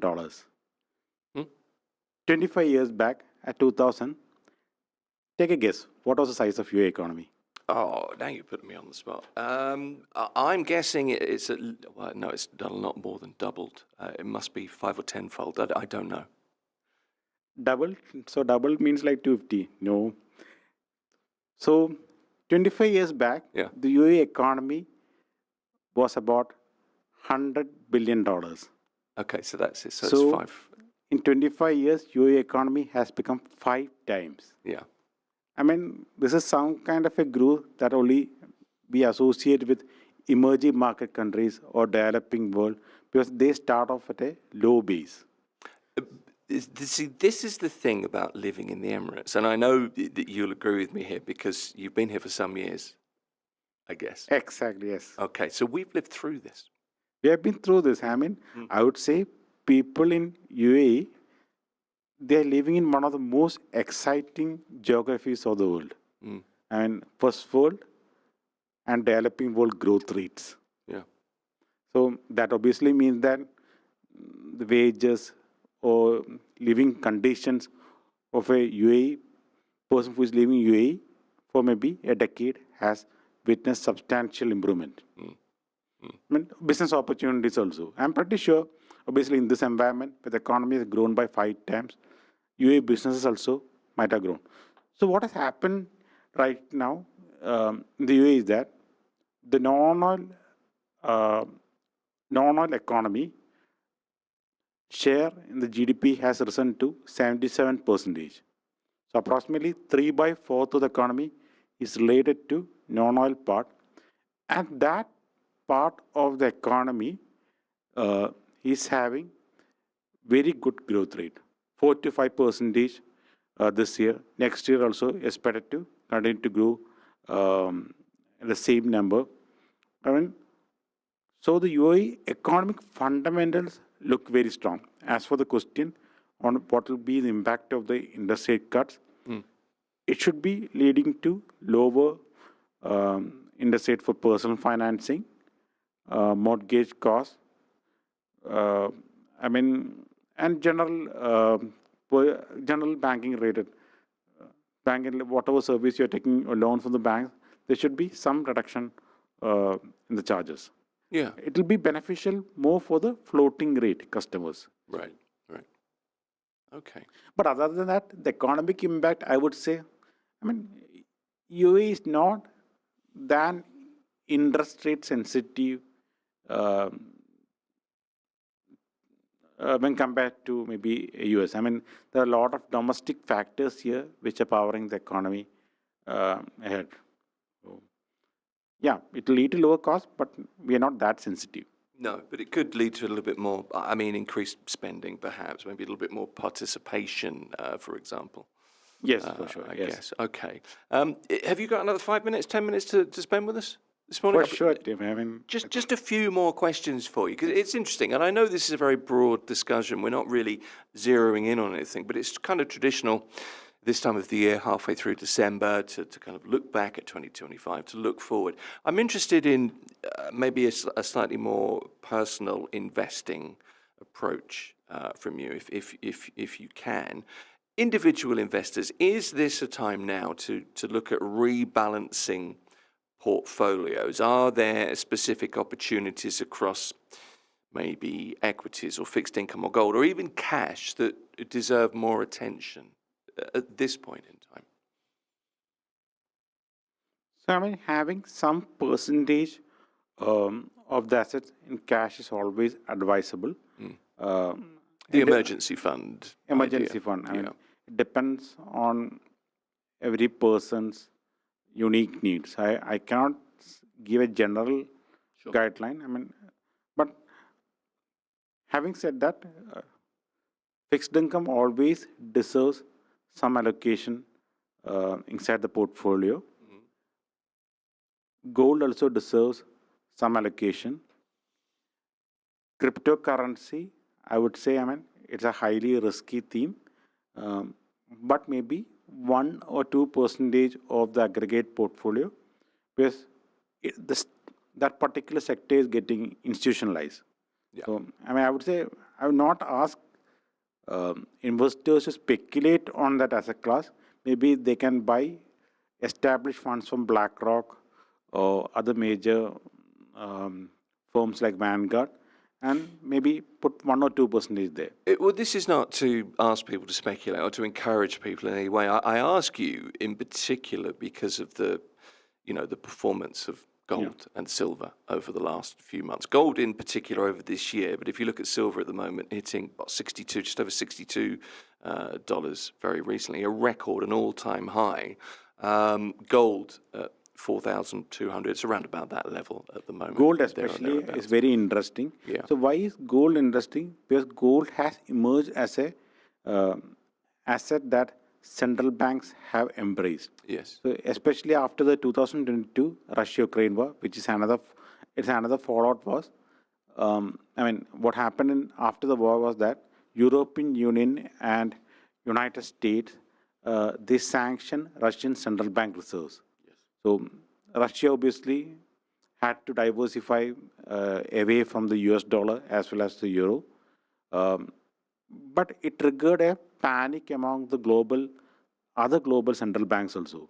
They thought that, okay, I mean, if central bank reserves of one country could be sanctioned, the same can happen to us also. So large central banks now, apart from Russia, China, even Poland, or even India, they have begun to increase the gold share of their aggregate reserves. So, I mean, annual central bank purchases in 2010 to 2020, central bank purchases averaged around 500 tons per year. But after 2022, the annual purchases of gold by central banks kind of doubled to 1,000 tons. So I would say even retail investors also, up to 10% of your portfolio, it would be prudent to give an allocation to gold. Now, fixed income, maybe 20% of the portfolio, and equities, depending on the risk, 50 to 60%. Okay. Again, what would suggest the retail investors? Obviously, I would always support a larger percentage allocation in equities and fixed income combined than in other asset classes. Okay. Now, I would suggest investors to have a dynamic approach. So what I mean by having a dynamic approach is that imagine if the markets actually go through a correction. This is something I always tell investors. We cannot predict markets, but we can react to markets. So if markets give a 15 to 20% correction due to some reason, I mean, as we know, Trump has been unpredictable, some tax measure, or if the trade war is getting reignited, maybe at that particular point of time, the person can reduce the fixed income portion as well as the gold portion of the portfolio and increase the equity portion. Okay. Okay. Just let me ask you about 2026. So I just want to remind you what you said about AI a little bit earlier. It's all sun. It's all time in the sun at the moment, and that's going to continue. I would say AI, not say that AI is the only opportunity. Sure. I would say AI, European defense, German mid-cap, domestic focused companies, Chinese large cap technology companies like, Alibaba. They are, for example, we have not discussed about it, But China's AI models are also getting very competitive. Yes. So there is an opportunity in that space. Maybe maybe a person can look into China's technology ETF. I would not say go for China ETF, because China ETF might be having financials and real estate, and real estate in China obviously is not doing well. So no point in getting exposure to that sector. So be specific, be careful about choosing. Go for a China consumer ETF or maybe a China technology ETF. Okay. So that is an exciting space. Then for people who are looking for some more diversification, maybe they can consider some exposure to an India ETF, because India has been posting 6% plus GDP growth rate. Among the major economies, India seems to be the only one to have that kind of a growth rate. So yes, have exposure to multiple geographies, not just AI.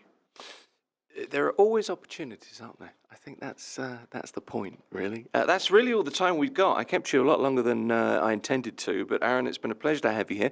Aaron Leslie-John is Chief Market Analyst at Century Financial, based here in Dubai. Good to see you. Thank you for coming in. Thanks, Tim. Appreciate it. Wonderful speaking with you. This is Mira Business FM.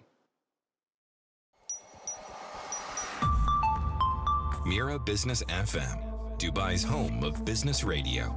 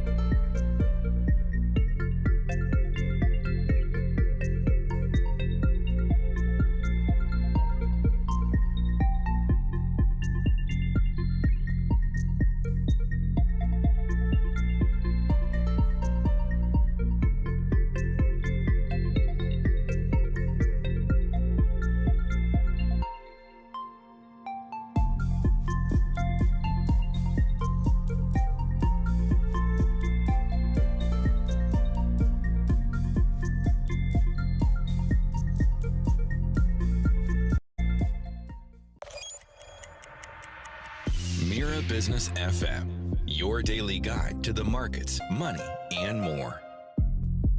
This is Mira Business FM with me, Tim Elliott. It's the morning drive. Now, next, artificial intelligence is transforming the way brands are found, how customers search, and what visibility will mean in the next decade. So, old school keyword stuffing may just be a thing of the past. It was a thing then, maybe it won't be for much longer. Experts now say that the future is all about intent prediction, data-driven content, and AI-enhanced experiences. Question is, what does that mean for business? Now, our next guest is an SEO strategist, an AI innovator. He advises brands navigating the search landscape. Paris Raichura is the founder and CEO of PN Digital, which is a digital performance agency out of the UK. Paris, it's good to meet you. Thank you very much, Tim. Thanks for having me. Good to have you here. I'm going to start with the big picture, if that's okay with you. How exactly AI, this is, again, I'm starting with a huge question. So how is AI changing the fundamentals of SEO, search engine optimization, right now? And I suppose for people that are thinking SEO, what's he talking about? Just explain that to start with as well. Absolutely. So we'll start with the basics. So SEO is an acronym. Search engine optimization is what it stands for. And ultimately, SEO is a process of getting your website or getting your brand more visible online on search engines such as Google. Yeah. So to give you a simple example, you're at home on your computer, and let's just say you're looking for a real estate company in Dubai. You would go onto Google, you would type in, real estate company in Dubai, and then the list of results that you see are the brands that are essentially showing that have worked on their search engine optimization. So the higher up on that list a brand is, the stronger their SEO is, and ultimately it's a driver of business for a company. Helps them bring in more leads, more revenue. Now, with AI coming in, that's really changed the way that people are searching, and it's changed the way that engines are actually looking at what they want from people. So now, as we were talking about, people are going onto platforms like ChatGPT. Google's also got its own AI mode. So I don't know if you're aware, but now when you do a search, when the list of results come up, there's also a tab at the top which says AI on Google. So you can click on that, and that's where obviously the AI search results get generated. So the way that this is now changing is that we're actually starting to have conversations with Google and with these AI engines as if it's a human. And the way that brands need to really look at adapting to this is by answering questions. So SEO is becoming what we're now calling AEO, which is answer engine optimization. And I've just got to write that down. So answer engine optimization. Okay. Correct. Or another acronym that is being thrown about is also called GEO, which is generative engine optimization, but ultimately they're the same thing. Gotcha. And what brands really need to be focused on now is looking at all of the reasons why customers are going to be buying from them and answering as many questions as possible and building content around those particular topics. And that's going to help that brand stand out and ultimately rank in Google's, AI mode and ChatGPT, etc. Okay, so we're shifting from, getting as many keywords in there as you can so that, Google searches for those particular words, you come out top of the list. That's how it used to be. So now we've got intent prediction, really. But off the top of my head, and as a layman, that seems a whole lot harder to do. What does define understanding intent before the search happens? What does that look like? Absolutely. So up until now, it was more about keyword optimization, which is what customers are searching. Yeah. We're now shifting to, like you said, intent-based optimization, which is more related to why the customer's searching. Okay. So what these AI engines, ChatGPT, Grok, Google, what they really want to see is they want to understand the motivations behind why somebody is searching. And to put that into an example, I think that's always a lot easier for kind of people to really understand how this works, is historically, if you are looking at apartments in Dubai Marina, let's just say, one way of ranking for that particular keyword would be creating content and including that particular keyword, apartments in Dubai Marina, on a particular page on your website. I mean, there's a whole load of other things we can do, but just at its simplest form, you would include those particular keywords in the website, and that would be one way that Google can pick it up to help rank that particular page. Right. Now that's no longer enough. So now what Google and AI engines, what they want to see is they want questions to be answered. So if somebody's typing in apartments in Dubai Marina, what they would like to see on a page is not just a keyword of apartments in Dubai Marina. They want to see everything that a customer could potentially ask around that. So that could be creating content on that page that is around price points in Dubai Marina, payment plans for developers. Okay. You know, ones that have better ratings, developers that have better ratings, price point comparisons between Dubai Marina and downtown. So now it's a lot more important to look at all the reasons why somebody is going to search for that term and almost build an answer engine for your own website, which is going to help to really provide that customer with everything that they want so that they can make a purchase. And that's basically what the AI engines want to see now. Okay, it is a whole lot more intelligent, isn't it? So I guess, I mean, your job in the agency is to talk people in, to tell people, you know, offer them the benefits of being better, talk people into doing it. A business is still relying on the old formula, you know, keywords, backlinks, that kind of thing. It's clearly not enough to do that. It depends on where you want to rank as well. You know, traditionally, keywords and backlinks, they're still very important for SEO. And if you do want to rank on Google's main page, that is still very important, and you do need to do that. Again, for people that don't know, for example, what a backlink is, I'll just quickly explain it. So a backlink is when you create a piece of content on another website that would then link back to your own company website. That is a signal of trust by Google, so kind of like a vote of confidence. The more of those backlinks that you have pointing towards your website and the better quality of those backlinks you have, that's one of the ways that you can rank higher in Google search. So these are still very important because a lot of people, you know, 89% of market share from traditional search is still happening via Google. It's just that if we want to start looking at how you're going to rank on Google's AI mode and ChatGPT and other AI engines, like you said, Tim, that's no longer enough. We need to now be looking at really that valuable content that you can provide to answer customer questions. And you need to start building that into your website, building that into your overall brand and your brand's SEO if you really want to start, you know, being ahead of the curve and standing out from your competition. Because there are a lot more people now that are using AI mode. A lot more people are being a lot more conversational in nature when they're speaking to Google or ChatGPT, as you and I have done ourselves.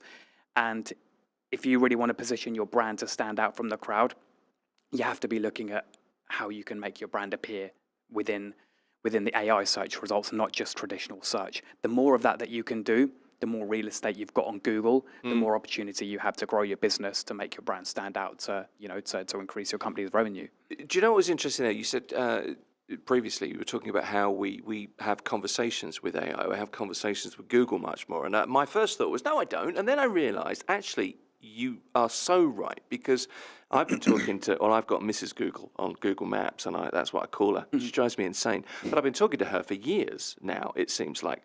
But also, it's when we use Google to search, for example, it has become a lot more, I guess, personalized, a lot more kind of personable in the way we search. You know, I used to be, as you say, apartment Dubai Marina, and you just kind of fumble around until you found. But now it would be, I'd like a 2-bedroom apartment in Dubai Marina. I need it to have this. I want this. I'd like a sea view. I want to check it against, as you said, downtown, for example.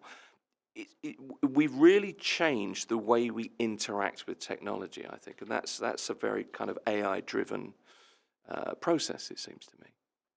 It is, yeah, and I think, you know, because people are making it more conversational, you also don't realize you're getting into a conversation until you're actually in that conversation. And you really look back don't. at your history, because ultimately right. what these platforms are doing, whether it's Google's AI or whether it's ChatGPT or the other ones, not only will you put in a particular search, but it almost makes you make that search more detailed down the line, because it'll also throw out options at the end of whatever it's provided you. So if you're looking at, family holiday to Greece, for example, at the end of that search, when it's told you, say, a list of hotels that you potentially could stay at, it's also going to throw out, would you like me to look at some other destinations that are close to Dubai that would also be suitable for your family? And then all of a sudden, okay, why not? You might end up looking at that. And before you know it, you're kind of having this conversation, and your actual search that you initially typed in, which was a holiday to Greece, you might end up making a completely different purchase based on the information that you've then received back, which historically you wouldn't have done, because your focus would have been on holidays to Greece, and you'd be looking at pricing, you'd be looking at packages. But now, with the questions that, AI is throwing back at you, all of a sudden that search you've initially put could be completely different to what you intended to in the first place.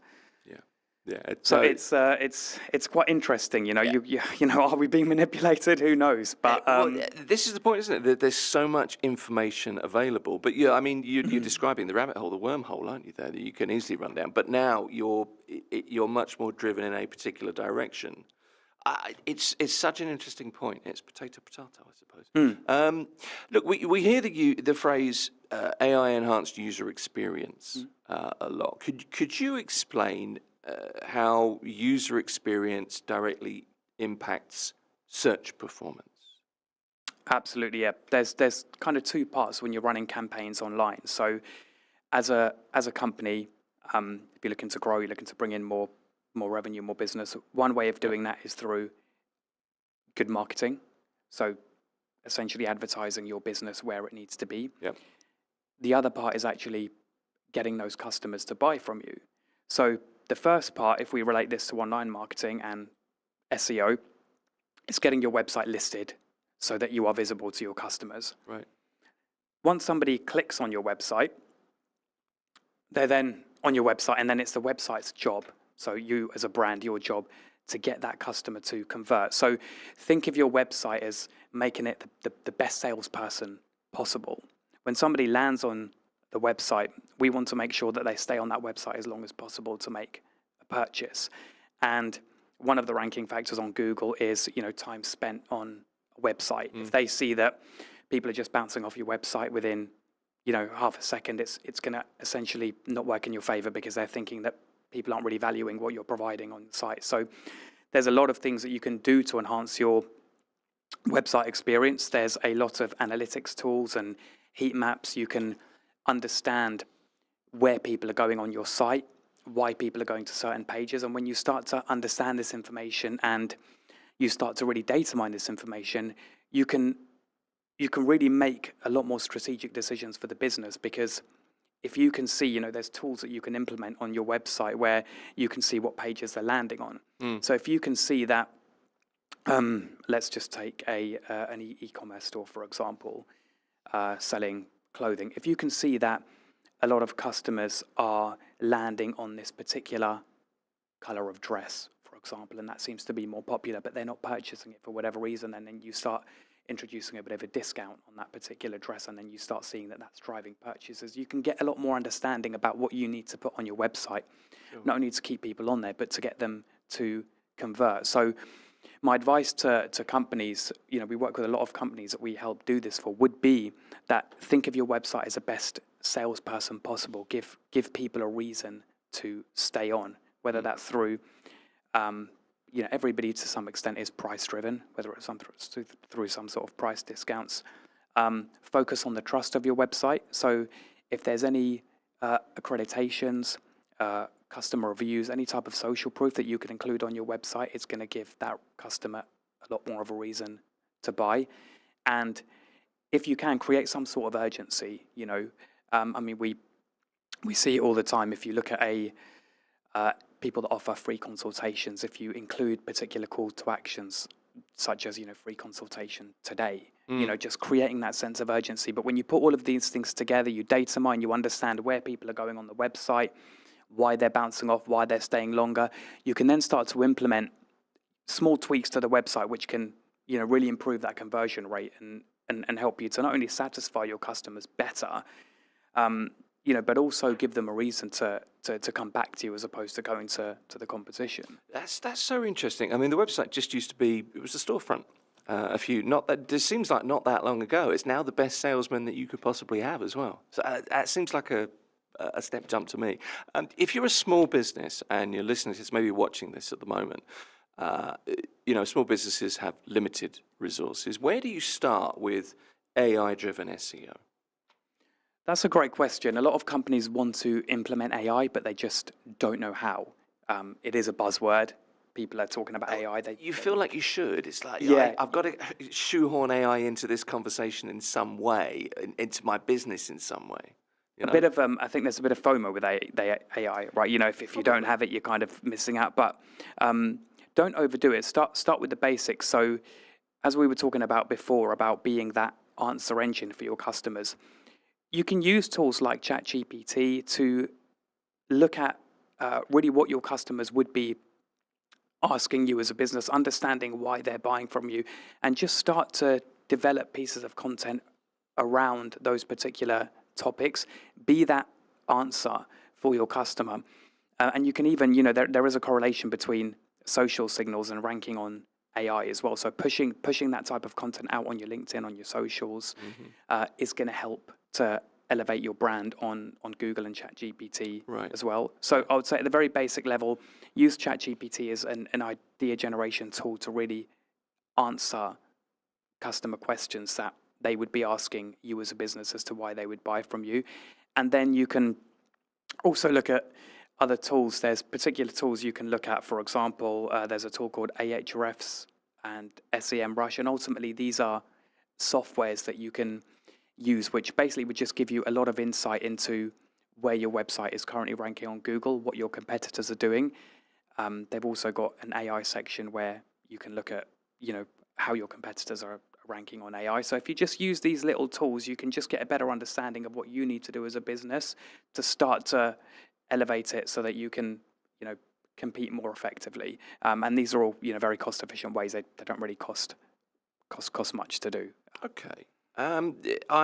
We were supposed to be talking to you last week. I know you were early. It's good to see that you're back, in the land of the living, as it were, Appreciate Paris. But one of the questions I wanted to ask you then, I'll ask it to you now, is what are the risks of over automation? Could you rely too heavily on AI, and could that harm trust in your brand, or maybe the authenticity of your brand? So what I did is I asked AI for an answer to this. So I just typed this into Google. So relying too heavily on AI can indeed harm a brand's authenticity and trust. Over-reliance on AI systems may lead to a decline in human decision-making skills, making employees less engaged in critical thinking and problem solving. And this shift can result in a workforce that is less adaptable and less capable of handling situations that require human insight. And then there was a load more stuff on top of that got very technical, far too much for my mere human brain. But it does make the point quite well, I think, that the point of AI, and I wonder what you think about this, but the point is to harness AI to make it work for you. And there's a balance to be struck, is the point I'm trying to make. There is, absolutely. There's a balance to be struck. The way that I like to explain this would be through an example in another industry. So let's say you've got an artist, and the artist has painted this beautiful painting. And every day the artist starts to add to that painting. They make a few touches here, they make a few touches there. 1 or 2 weeks down the line, the artist looks back at the painting and it's completely different to what their original vision was. Yeah. And it's almost got to the point where they've overdone it and they've thought, it's kind of, lost what I wanted to portray. And if I relate this to companies and brands out there, this is exactly what can happen with AI. If you're relying on it too much, you can actually lose the voice of your brand, because ultimately as a business, what you really want to do is, whether it's a product business or a service business, you want to connect with your customers.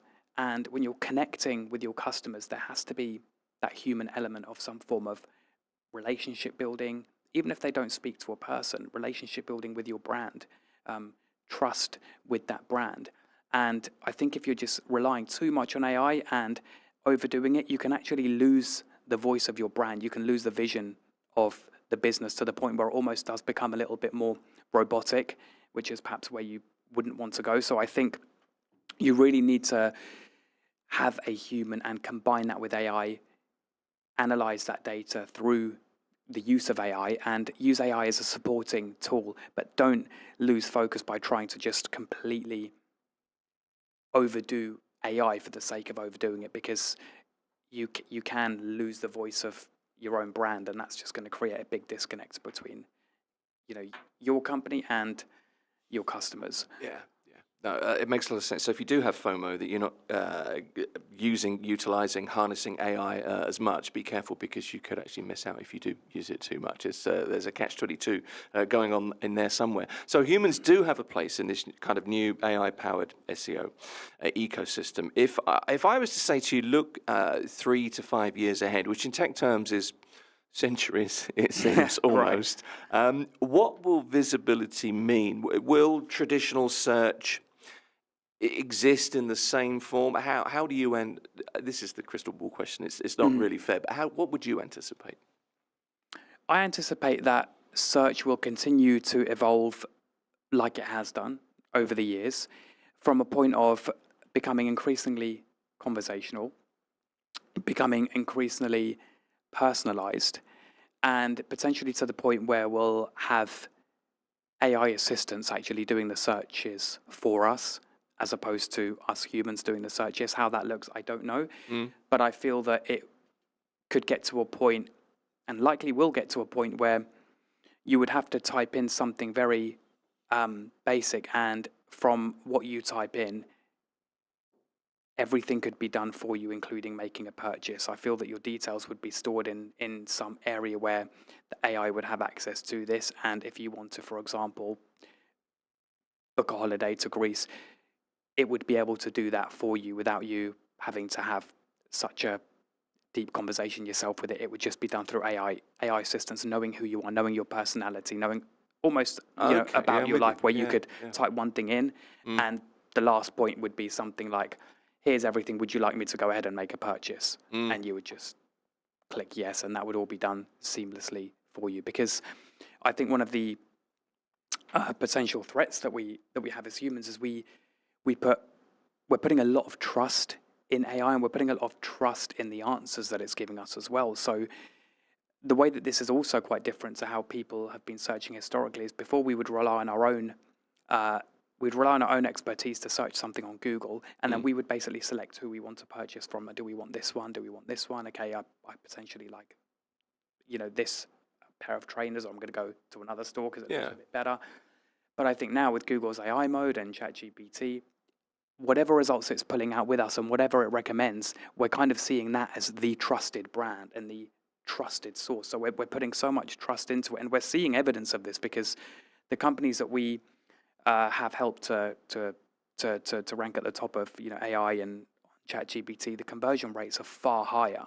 So we are seeing that although there's less traffic on, say, ChatGPT, the conversions that businesses are getting from that are very, very high, a lot higher than when somebody's typing something into Google. So it shows that as humans, we're putting a lot of trust, as if we're speaking to another human, as if it's like as if I'm speaking to you, Tim, and I'm asking your recommendation on, do you know this realtor, for example, do you know any good realtors in Dubai? And you're telling me, look, the best one is this particular real estate for these reasons. I'd recommend you go there. I've bought from them. They're great. And that's kind of how we're trusting the AI as well.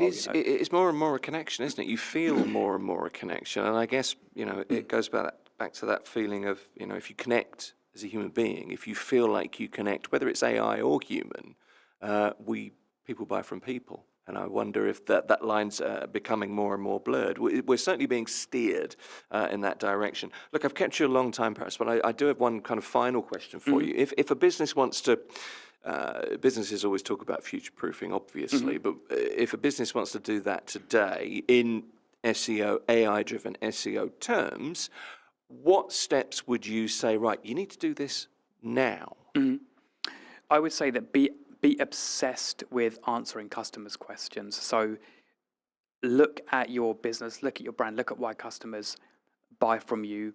Use AI tools to answer essentially those questions and start building content around that. So almost look at it as you've got a customer that's called you and they've called a salesperson, and everything that they would ask that salesperson, all the objections that salesperson would have, start looking at how you can start building content around that and start writing about that, because that's going to start getting you ahead of the curve to help your brand stand out from an AI point of view, because that's what Google's looking at now. Right. It's, just think of Google as we said, an answer engine, not a search engine. So the more answers that you can provide your customers, the more chance you're going to have of, being that recommended and trusted brand that AI is going to show.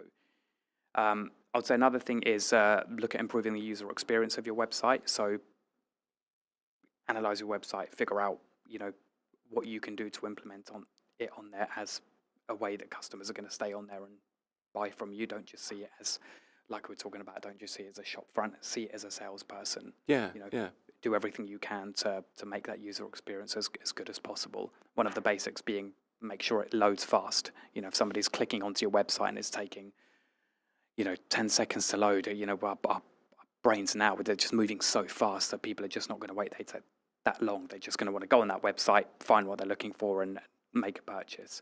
Yeah, I got to admit, I'm with you. I'm gone. If a website doesn't load, I'm gone. You're just going to go somewhere else. Whether that's on your phone or even on the computer. It seems obvious, but it's a very good point. It can just result in you losing a lot of traffic, a lot of customers, and you just don't want that.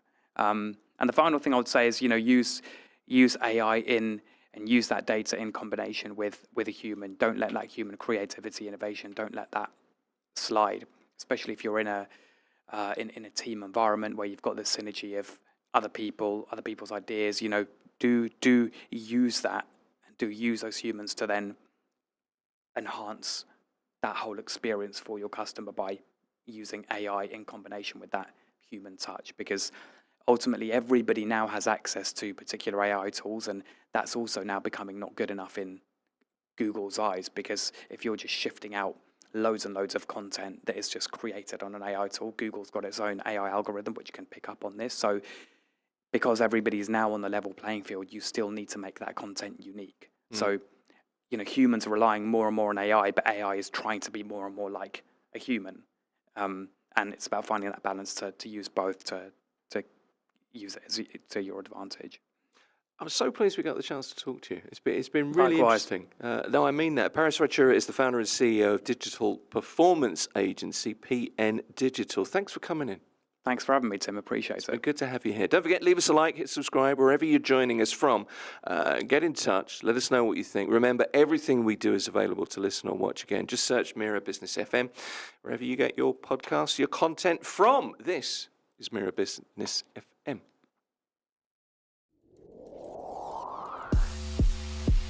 Mira Business FM, Dubai's home of business radio.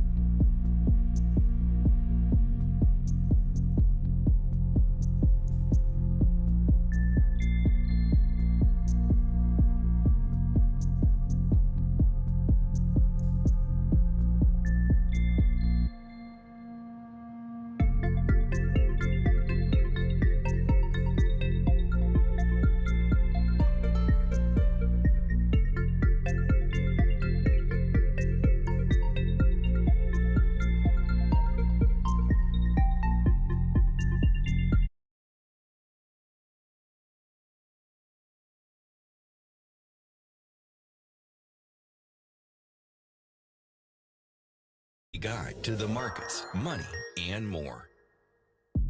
This is Mira Business FM. It's the morning drive with me, Tim Elliott. Welcome to the program. If you've just switched on, you can find us on the website, mirabusiness.fm, or across social media. Also, our podcasts are available. Everything we do is podcast pretty quickly, available on most of the platforms, wherever you get your podcasts, as the phrase goes. You can contact us, info@mira.fm, and you can get in touch over WhatsApp, whatsapp.mira.fm. weekday.fm, easiest way. If you'd like the number, it's 971, country code for the UAE, 522-789-567. Very simple. Now, we're talking e-commerce next as 2025 closes. Look at the year, look back at what's been going on and how we're gearing up for 2026, I suppose. One thing I think is reasonable to say, e-commerce as a world is certainly not slowing down. More opportunities on the way, so let's unpack things. In the studio is Victor Moller. He's the founder of Vixt, which is an e-commerce digital marketing agency. He works with businesses on scaling their e-commerce stores, improves digital performance, and more. Best if I ask Victor about that. But they do lots of things that I need to get to the bottom of, try and understand, scaling brands with paid ads, conversion rate optimization, as well as creative strategy. So, Victor, good morning. Good to meet you. Good to meet you as well, Tim. Good to have you here. So you started this agency young. You knew pretty much from the outset this is what you were going to do. Just give us a quick history of Vixt as an agency. You're around what, 5 years? Almost 5 years. Almost 5 years. So where did the idea come from? What was it that drove you? Yeah, so I think it's like a classical story in a way, but like I was done with education back in Denmark. So I was done with business school, and then I studied marketing there and got a lot of fundamental like things that I learned there. And then I just take these off. But that'll be comfortable. I learned a lot of things there about like marketing and stuff, but I also realized that there was a lot of things I didn't learn. So then after the business school, I went out on my own and tried to learn a lot of things afterwards, because I felt like there was a lot of things that I just didn't learn there. So this is the thing with business school, isn't it? I always kind of wonder about this, and I'm not, pointing at business schools, but I feel like, and I guess you kind of back this up in a weird kind of a way. The way to do business is to get out and do business rather than talk about business. Yeah. Was that your thinking? Yeah, I think so. Yeah. So I went out after and didn't really know what to do, because I feel like it was a wild world that just opened, and I maybe felt like the traditional route, I wasn't really looking to go down that. So then I just got into like the online world, and e-commerce was growing a lot at the time, and it obviously still is. Yeah. And then there was just a lot of places online to learn about it and to get into it, and I just dove into that. It's interesting you say that. I mean, you're in this position where, in generationally, my generation, that wasn't the case. You can be out in the business world, but learn online and move yourself into the online world. It was, when I was your age, I sound like your father, and I don't mean to sound like that, but you know what I mean. It wasn't that case, so you were able to kind of jump in feet first, weren't you? Yeah, I could. Yeah, okay. So you started the agency in Denmark. Why Dubai? Yeah, so I went straight to Dubai actually from Denmark. Like, we just got clients here straight away, and I've always knew that I wanted to move here and live here, and then I knew it was a market that was growing a lot, and I've heard a lot about Dubai at the time, especially around the COVID time, and I just knew I wanted to get here. And then I got clients here, and then it was more a thing of like, we just got so many cases here, and then it just became natural that it was just UAE e-commerce growth, and it's just been that ever since. So it was both that the market was growing a lot and stuff, but also that we just got a lot of good case studies here, and then they talked about us to other clients, and then they talked about us to other clients, and then it was just like e-commerce growth in the UAE. And is that how it grew? It was very word of mouth, very kind of organic growth? It did a lot in the beginning, yeah. Yeah. But then later, we've put other things in place, yeah. Okay, that's interesting. So you're here now. Let's, I guess, I need to start with you to kind of sum up 2025, I think. E-commerce is no longer what it was 15, 20 years ago. Electronic commerce, this is never going to work. We're all used to it. We all know what it is. Everybody, I don't know, my wife always has a go at me for buying things on Amazon too much, and the doorbell goes, and it's literally, can I get one of these? Ding dong, there's the man at the door from Amazon. So we all know what it is. But how would you sum up e-commerce, if you can, in a paragraph or two, this year, 2025? So it's really been an interesting year for e-commerce, and there's been a lot of growth, but also increased competition, especially if we're talking UAE specifically, which is where we operate the most. Right. But I would say definitely also with the Andromeda update from Meta, it's like a new update that came where it makes it a lot more creative heavy, where scaling with, for example, ads, it's a lot more down to the creative rather than like the specific interest in the ads manager, for example. Okay. So it's just been moving into a place where it's a lot more like holistic. So it's not just only having a good ad or only just having a good store, but it's really from the first touch point to the user or the customer buying to the retention, like everything just needs to be good. And I think one thing I just see on 2025 is that the standard or the bar has just been raised a lot compared to the previous years, where back in COVID times, honestly, it was a lot easier back then. And there was a lot of brands back then that were like relying a lot on organic growth, where right now it's like every brand needs to crack paid social. Okay, so that's the big change of the year, you think? Yeah.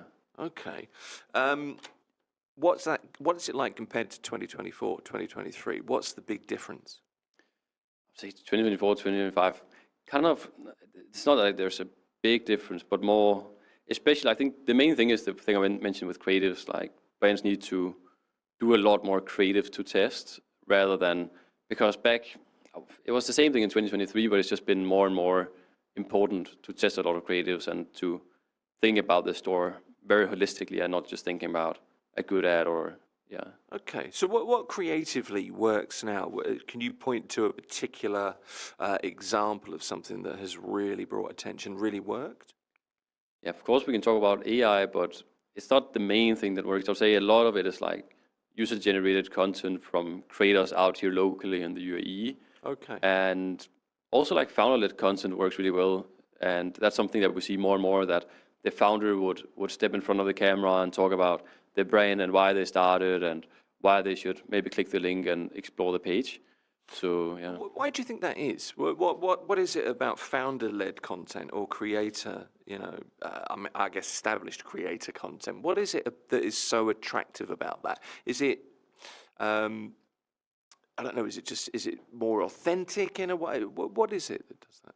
Yeah, it's surely more authentic, but it's people buy from people. So if they see that the actual person behind the brand, they know that it's an actual business in a way and that they can more trust the company. So it's not just a creator, because there's so many creators nowadays, and even AI creators is a big thing now. And AI, you can even make it look very, very real. So having the actual founder stepping in front, it gives a good story, and they can talk about what problem they actually saw in the market and why they created this product. And it surely creates a lot of trust. And you see that with a lot of big companies, with even like Tesla, a lot of big companies, it's often like the founder that you see even with Meta now and Zuckerberg, like building his personal brand. So I think it's just the way the world is moving into like an very much creator economy. It's so interesting that it always comes back to people, doesn't it? It used to, the online world was always exactly that. It was the online world, and it was kind of ethereal and a little bit beyond. You couldn't really touch it. And then the real explosion has come from people, the presence of founders and creators. Whether you're being sold to or not, it's about that connection that we make, looking somebody in the eye, I guess. Can we talk a little bit about consumers and how people shop? Your experience in that area. What's the single biggest kind of shift that you've seen this year in, consumer shopping behavior? I would say in terms of e-commerce, people really want to buy from brands and not just like buy a product because then they can go to Amazon or Noon and shop, but people really want to buy from brands and more also communities now. So if you should buy like a protein powder or electrolyte or something, you see that with a lot of brands that try and build that community, especially in Dubai where it's a lot of community driven. So a lot of brands actually, especially local brands, tie into that and they go out to whether that would be the fitness challenge or like turf games or hard rocks. And we see a lot of brands that are going out and promoting these places, especially when it's like local brands, and they can build a community around that.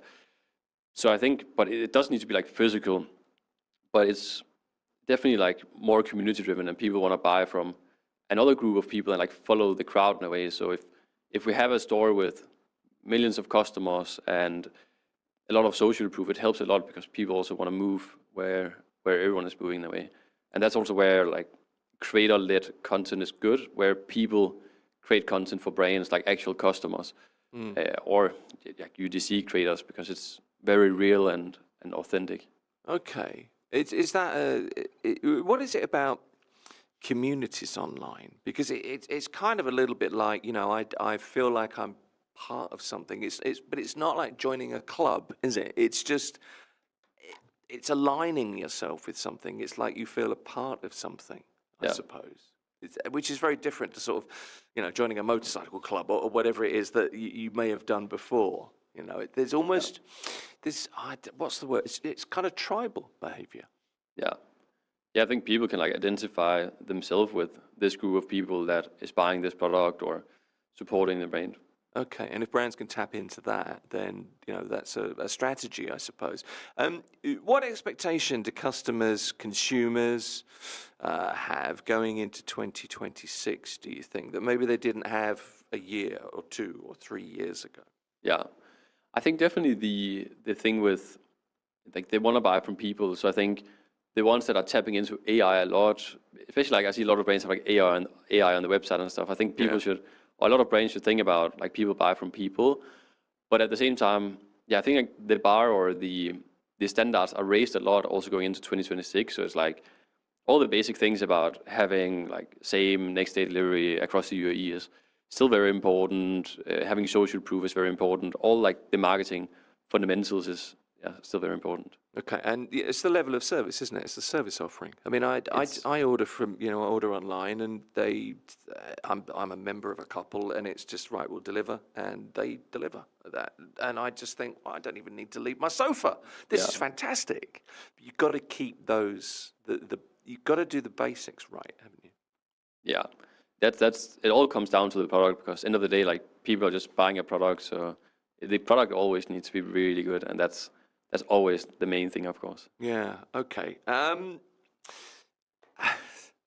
so many things to ask you, and I'm trying to use the right phraseology, I think. But you've mentioned AI a few times, and I know I don't really want this to be an AI conversation, but I am interested in your agency, digital marketing. AI has to be part of what you do.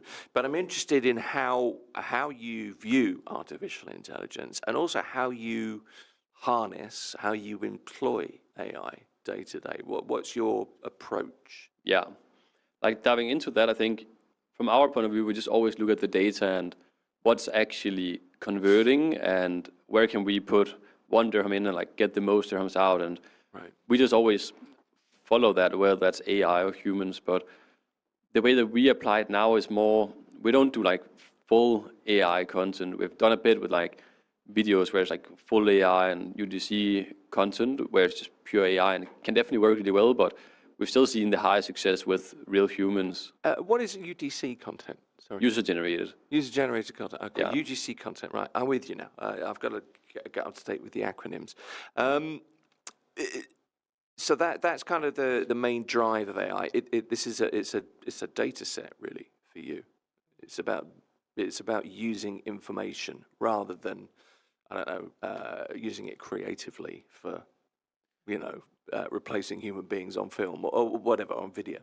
Yeah, exactly. It's just, right now it's supporting us with a lot, even with creatives. It can support us a lot with, for example, like very easily make another background or very easily make something better or use, like there's a lot of tools now like Mid-Journey and Arcards, Top View. There's a lot of like tools that can help to do AI content, and even Adobe now, which is like where we do all the content, have a lot of AI things that can help. So AI is definitely a good thing, but it can't really like do everything, of course. And it can assist with a lot of things for sure and make things a bit more efficient. That's the thing, isn't it? And I think that's a good verb to use, assist with lots of things rather than, you know, ultimately be in charge of lots of things at the moment. Yeah, because we also see a lot of brands that are just like telling AI, like, hey, just do an ad copy. And then it comes out with this ad copy with like a very long dash, and it just sounds a bit off, words that the brands would maybe not typically use. Yeah. And then it's just, again, like very important that there's a human behind, because I think people nowadays can like see straight through AI, and they can see, okay, because everyone's using it, like especially ChatGPT or these kinds of tools, and they can see, okay, this is just like a straight AI thing. It doesn't really look that real in it, where nowadays, especially as you also asked about going into 2026, it's a lot just like being human and not, because if you're running with this long AI copy and people can just see it's like just straight AI, they don't really want to read it because there's not much time that's been put into it. And also with an AI picture, because a lot of brands are starting to like AI pictures now, and I still think it's the human angle that works the best and also creates loyal customers, because at the end of the day, people buy from people. So yeah, no, it's interesting to hear that from somebody in the industry, because you see, I see a lot of content, we all do, and I don't feel a connection. Unless, AI can be used in very entertaining ways, and I get that, and that's one side of it. But it is about connecting to it on a human level, and it's a very hard thing to quantify, to really kind of understand and get across, I think. Can we talk a little bit about paid advertising? One of the things you do at the agency. Advertising costs climbing again this year. I don't know much about advertising costs online, but why it's happening, I suppose, is supply and demand. But just talk me through advertising costs. yeah, of course, for example, Meta is an auction, so people are obviously bidding against each other, but it's like every year it's raising about, I think, like 8 to 10% approximately, and I think it's kind of natural, and I don't think brands should be that afraid of the thought, because Meta also becomes a lot more efficient in actually finding the right people and converting those, and that goes a bit into the recent update with Andromeda, where it's a lot more AI driven, the algorithm, and it's not so much us that needs to go in and like apply a specific interest or say, oh, we need to find the specific person that buys a mic, so we'll put an interest or a podcast as interest, for example. Or it's more, now it's a lot more machine driven and AI driven, so it's a lot more efficient and also find the right customer. So end of the day, I think brands should look at what is the actual return on ad spend and how efficiently are they converting customers, rather than just looking at like what is the CPM, because CPM is like cost per mil, so how much does it cost to reach 1,000 people, and that will all naturally go up because there's so much more competition coming and there's a lot more brands spending on ads. But it's about how much is converting, like what is the return on ad spend, and that's the most important thing. Yeah, well, there had to be a change, didn't there? I always use the example, and it's not a great example, but it does kind of outline it. I bought a turntable about 10 years ago. I bought it online. And for a few years, I would get advertisements at pages that I was, looking up or researching, whatever it was, and it would be for the same turntable that I'd bought 2 years ago. And in the end, I started to think, I've already got it. Why are you still trying to sell me another one? Hopefully it's going to last me, and it has lasted. I still use it now as well. So things had to change. This is before you started the agency. Maybe you affected the change. I don't know, but that's another side of it. If you're a business and you have a digital marketing budget, a particular strategy for 2026,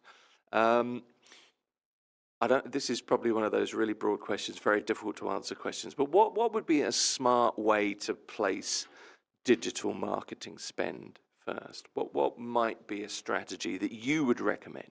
Yeah. Do you think? I would always look at how to make the ads as profitable as possible. So how can you put in 1 dirham and get the most dirhams back? Yeah. And then I would find the biggest bottleneck, so what's most holding back growth, and then fixing that. So let's say you have a budget available, then is it content that is lacking, or is it the website that is lacking, or is it the product or the branding or the messaging? Like I would figure out where is the bottleneck and then fix that first before you can scale, for example, with ads. But I'd always go back to, because like a lot of the most successful brands we are working with, they are relying like 80% on ads a lot of the time. Right. So it's always figuring out how can I make the ads more profitable, and then just finding that bottleneck and then fixing that and investing into that. Okay. How do you quantify effectiveness of advertising now? I mean, aside from numbers, what web numbers or click-throughs, or however you quantify that, how could you explain that to me? I think is what I'm asking, because I'm having trouble asking the question. But how is it? How quantifiable is that spend? Yeah. So we can of course see directly in the ad platform how much we're spending and how much we're generating as well through the pixel. So we're setting up tracking so we can track the purchases.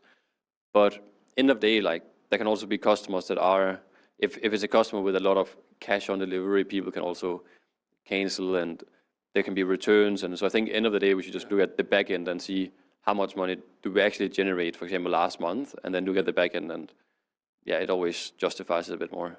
Okay. What about mistakes that brands make with their paid advertising? What kinds of mistakes do brands make that hurts performance? Mistakes, I would say the ChatGPT thing actually a lot, like where they just use like a very simple copy and there's also a lot of enhancements now on Meta where you can do a lot of AI enhancements. And we actually see a lot of brands that have that selected, where from our perspective, we've never seen it work, and it also doesn't look that great, where Facebook will try and optimize the ads based on AI with like the AI enhancements. So what kinds of AI enhancements happen though? So is that with video or with text or with copy or everything actually? All of the above, right? It will try and improve the text and come up with so many variations that this doesn't really look good, and then it will try and change the picture and change the colors, and you just try and improve all of it, where we really prefer to have that manual control, because end of the day, if we should also make data-driven tests, we can't really have a lot of ads that are just like going every single direction and just optimized with AI. We want to have that manual control so we can see what specific thing on this ad is working in terms of the creative, in terms of the copy, and so we can also get more precise data as well. Do you know what's so interesting about talking to you is one of the things that's interesting about talking to you, forget the knowledge that you have and the approach that you have, but I was sat last night just reading some notes thinking, okay, what do I ask Victor, what do we talk about? And I in my head, it was going to be a very scientific discussion. It would all be about numbers and statistics, and there would be lots of buzzwords. But almost every answer, and this is not a criticism, is it comes down to connecting with people. You know, you're looking at AI enhancement there. And by nature, I think, we look at that and we think, oh, AI is going to make it better, so I should do it. But your advice is no, because it may not be exactly the message you want to convey. It may be, I don't know, that you just don't connect with it on a human level. That's kind of interesting to me, because it's not what I expected. Yeah, I think it comes, end of the day, like it all, of course, comes down to numbers and what is actually converting, and we do still see that human angle converts. Yeah. With that said, like we have some brands where AI content is converting like crazy, like AI user-generated content, and it's very powerful, and it will also save a lot of cost on having creators, and you can really easily do the different hooks. Like hooks is like the first 3 seconds of the video, and you can iterate them. And so I think the world is definitely moving more towards AI, also marketing, and it's a very interesting world. So I think it's always a fine balance, but like really following the data, but still remembering like people buy from people end of the day. So. Yeah. So that's always good, the starting point when you sit down to create a campaign. The science of it is kind of that follows, as long as it fits the case, the human case. We've really talked about AI. I'm interested in talking about a little bit more detail about conversion and store optimization as well. What are the top reasons that online stores lose customers before they get to checkout? Because I get a lot of emails coming in to me saying, oh, this is in your cart, you should buy this now. Yeah. Why did I lose interest? Or what's the big reason that people do? I think there's a lot of friction points often on stores that we analyze and do audits on. The main things, it's a lot of it is like quite basic, like having clear messaging on the product page. Do we have next day delivery? Do we have same day delivery? Can people return the product if they're not satisfied? Is there some sort of guarantee? Is there free shipping even? Because a lot of people obviously have Amazon, or like people here are used to having free shipping. So is there free shipping on the store? Is the checkout optimized? We see some stores where they have like customs on the final checkout page, and it's like everything should obviously be included. There's a lot of like small things that we will take into consideration, but I think the main thing is like looking at the product page and then optimizing that and then also optimizing the checkout flow. But yeah, it's and obviously what you mentioned is an abandoned cart email where you're adding something to cart, but then you're not making the final purchase. Yeah, I mean, very often I get there and I have kind of second thoughts, or I think there's also the issue, isn't there, of we use our phones all the time, and if you walk in a cafe and look at people sat at tables by themselves, most people, 99% of people will be on their phones, whether they're doing something or just scrolling or whatever. But because our phones are so omnipresent in our lives, you're having a conversation and you might be paying for something online or posting something or talking to somebody at the same time.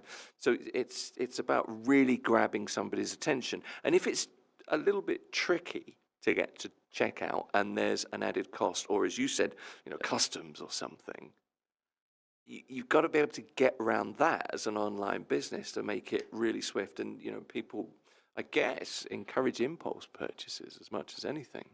Yeah. And it's also about making things simple. Amazon, for example, is a very simple website, and we test a lot, of course, on landing pages and what actually converts the best. And it is always or not always, but almost often it's the more simple pages where the messaging is very easily conveyed, and there's these USPs, and it's not overcomplicating things, but it's actually the other way, simplifying things, especially on the product page, so people really understand on a very easy level, what does the product actually do and what is the benefits. And then it's about also having social proof, because again, people buy from people and people want to follow the crowd as well. So if there's a lot of social proof, it's a lot easier to also convert. Okay. What about delivery speed? How important is that to keeping customers? It's very important out here in the UAE for sure. People definitely expect next day or same day delivery. So if you have 4-8-day delivery, it definitely is not the same, because every brand out here has same or next day delivery. I mean, some brands here have half hour, 45-minute delivery. I ordered something the other night. I still can't get past this. Farage, who is running, I don't know what he does behind those screens, to be completely honest. He's buying stuff online, I think. But I was telling you the other day, wasn't I? I bought my daughter a gift for Christmas, and I just ordered it. I ordered it at night, thinking, it'll come in the next day or whatever. The guy was there in 27 minutes or something? Yeah. It was an electronic item, right? And I'm down there thinking, how did you do that? Is that from noon or? It was noon, actually. Yeah, it was, and I was just startled by it. I just thought, actually, if I'm really honest with you, it was probably a little bit too quick. But it just made me think. Well, I certainly would probably buy some more stuff from them. But that's the point, isn't it? Yeah. So that's a real standout offering, I think. That's one way of really keeping customers. You've mentioned creator-led content a lot and founder-led content a lot since we've been talking. There's a big push into that the idea of it's all kind of encapsulated under social commerce, isn't it? Really, how big a part of e-commerce is social commerce now, and where is that headed? So what do you mean? In terms of the change, because social commerce was never a thing when I started. When I first joined, online shopping stores, many are available. Let's leave the brands out for a moment. But what effect has social commerce had on e-commerce? Definitely a big impact. And I think it's just more, the thing you mentioned with founder-led content and having actual people and communities in the ads, I think is more important. And end of the day, people buy from people, but we come back to that phrase again. What about influencer marketing coming into next year? Is influencer marketing still a big deal? Do you think a particularly big deal in this region, rather than? I mean, you're from Denmark. Yeah. I'm guessing. Tell me if I'm wrong. Influencer marketing isn't such a big deal there as it is here, I think. No, I think it's the same. Yeah. Is it really? That's but I think the size of the market is probably the same. But I think influencers is important, especially out here, because you can make the brand very local by using local creators and using local placements out here, etc. So influencers is still important, but at the same time, it's not a requirement, so to say, but it's a great addition to have known people on the ads, because people would know them and buy more. But it's not as scalable, obviously, as paid social, because paid social, you can just put 1 dirham in and get extra dirhams back, where influencers is a bit of a different game, but we do see it being quite successful, especially for brands or founders that we're working with specifically, where they have a good network and they actually know a lot of creators with a lot of large following, for example. Then it makes sense for them. But it's definitely a long-term game, but I still think influencers make sense, but it's about, I don't think it's a volume game. I think it's more having specific influencers and creators you're working with that you can work with long-term, and that there's a fruitful partnership from both sides, and some people that can actually create very good content long-term, both content for ads, but also for social media and sort of being a brand ambassador in a way. Influencers that you can really trust. Yeah, exactly. The professional side of influencing, I think, is a really important thing. It's just that word, influencer, I think became I think there's a lot of cynicism towards influencing. Okay. Let's look ahead at 2026. I'm not going to ask you to make predictions per se. That's a little bit unfair, but in e-commerce trends, from what you see, from the people you talk to, the customers that you service, if you like, what do you expect in 2026? What trends do you think may dominate next year? In terms of trends next year, I would say AI is definitely going to be a big thing, and I think AI content will be a big thing next year. Even though I know I said the thing with like people buy from people, but I think AI content will be a huge thing next year for sure. And I don't know about trends, because I always try and think in like marketing principles, and I think a lot of the principle is the same. But as I mentioned before, I just think the bar is raised to another level in 2026, and the thing with creative testing is going to be more important than ever because of the recent updates, for example, on Meta, which is like the biggest platform. Yeah.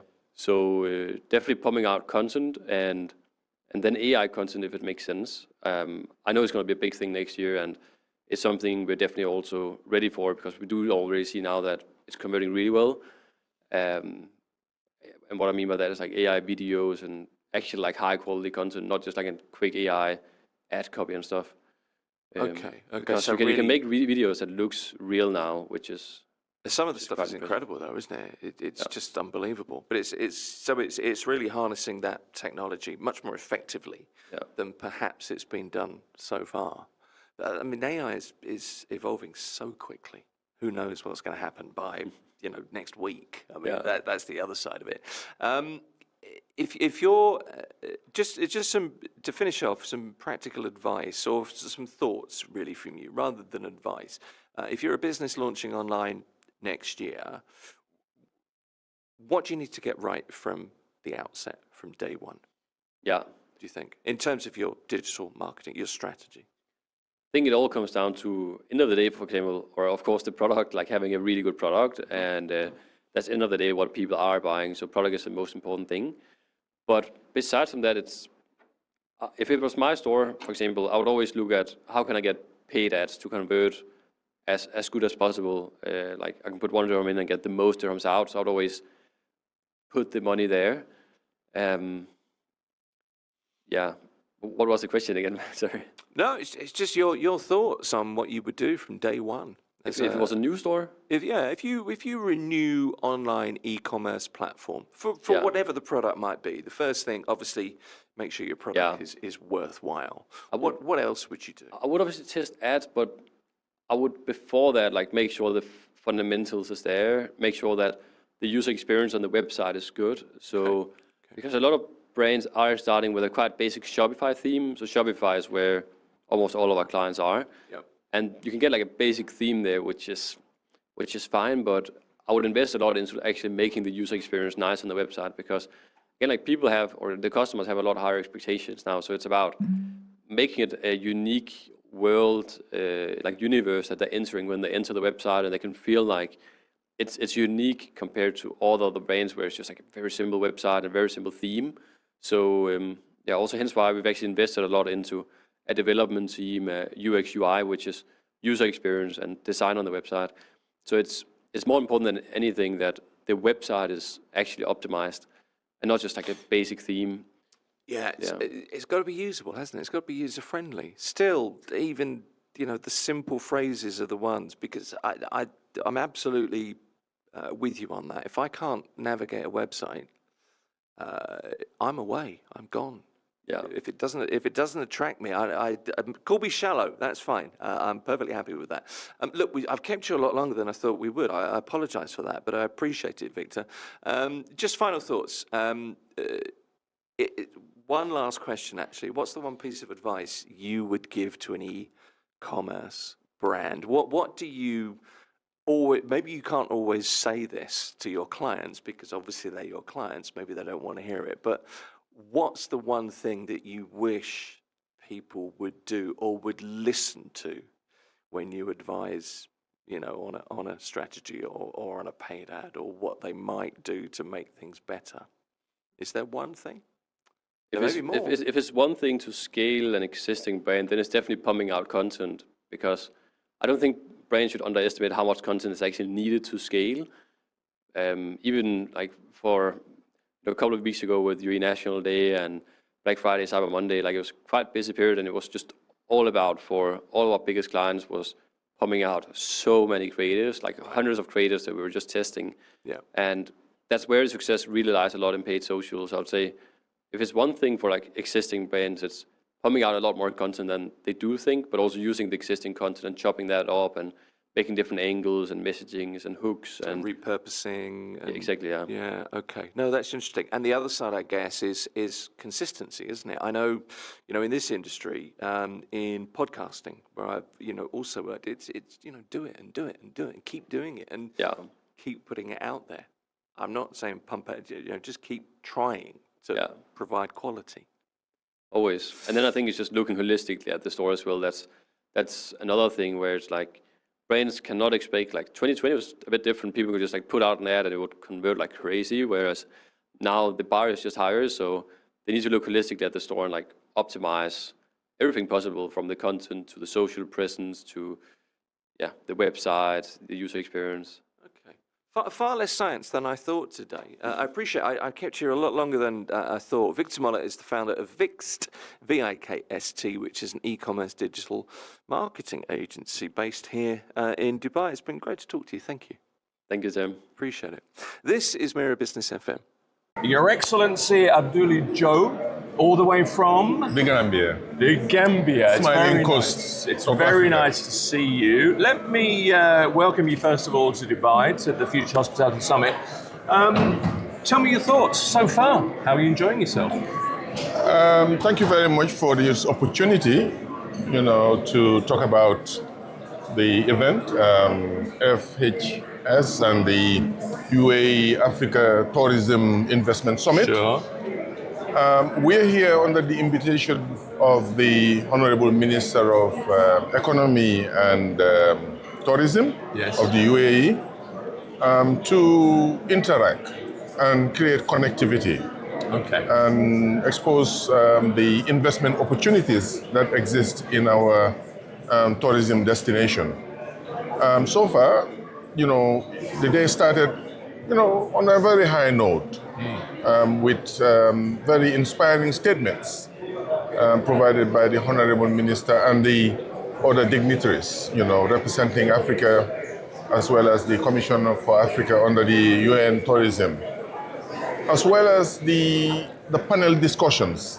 Okay. I think the panel discussion, one of the takeaway, especially with respect to the private sector, a panel discussion where Marriott International Accord were featured, as well as the other hotels chain.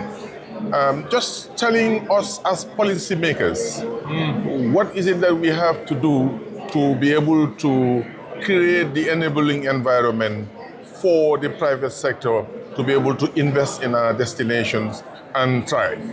So far, it's very inspiring, it's very thought-provoking, and above all, connectivity, it creates connectivity.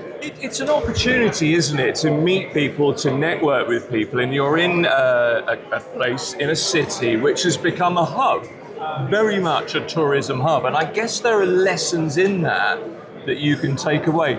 If there was one thing so far that has hit you that you're going to take back home as the Minister of Tourism. Could you put that into a simple paragraph?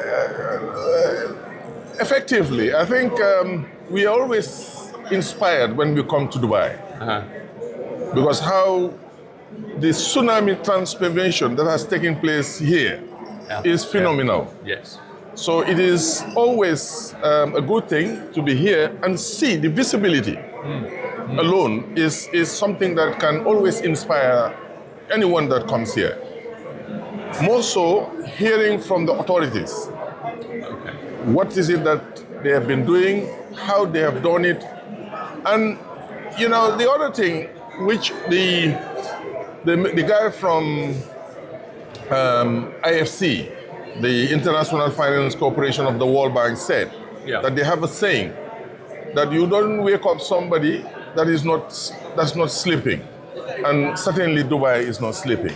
For sure. So that statement itself, you know, it's inspiring, and for us, we're always intrigued about how this place have been able to use connectivity among all other gamut of policies to transform this destination to be a destination of choice so that everybody wants to come here. So, and one thing about these kind of platforms, one is that if you do not go out of your cocoon, you will not know, you will not add on to what you know. And just being here, the small things that you see and these interactions enriches our intuition to be able to do things better. It's an interesting point because at some point you have to be open, don't you, to opportunity, and that's really the key. Opportunity is always there. It's whether you take it or not, I guess. I have to be honest with you, Minister. I don't have a great deal of knowledge about the situation in Gambia when it comes to tourism. Could you, for the benefit of our listeners, for our viewers, just sum up where tourism is now in the Gambia and where your leadership will hopefully take tourism? Yeah, I mean, as I said earlier on, the Gambia is known as the smiling coast of Africa. Sure. We don't get that title out of nothing because we are a very friendly, very peaceful, and very secure destination, very welcoming. Yeah. We have wonderful infrastructure. I mean, we are almost about, from Europe, about 5.5 hours by flight. Okay. In West Africa, we have pristine beaches, unspoiled. What we have been able to do in terms of numbers, as you very well know, most countries have been hit by the COVID.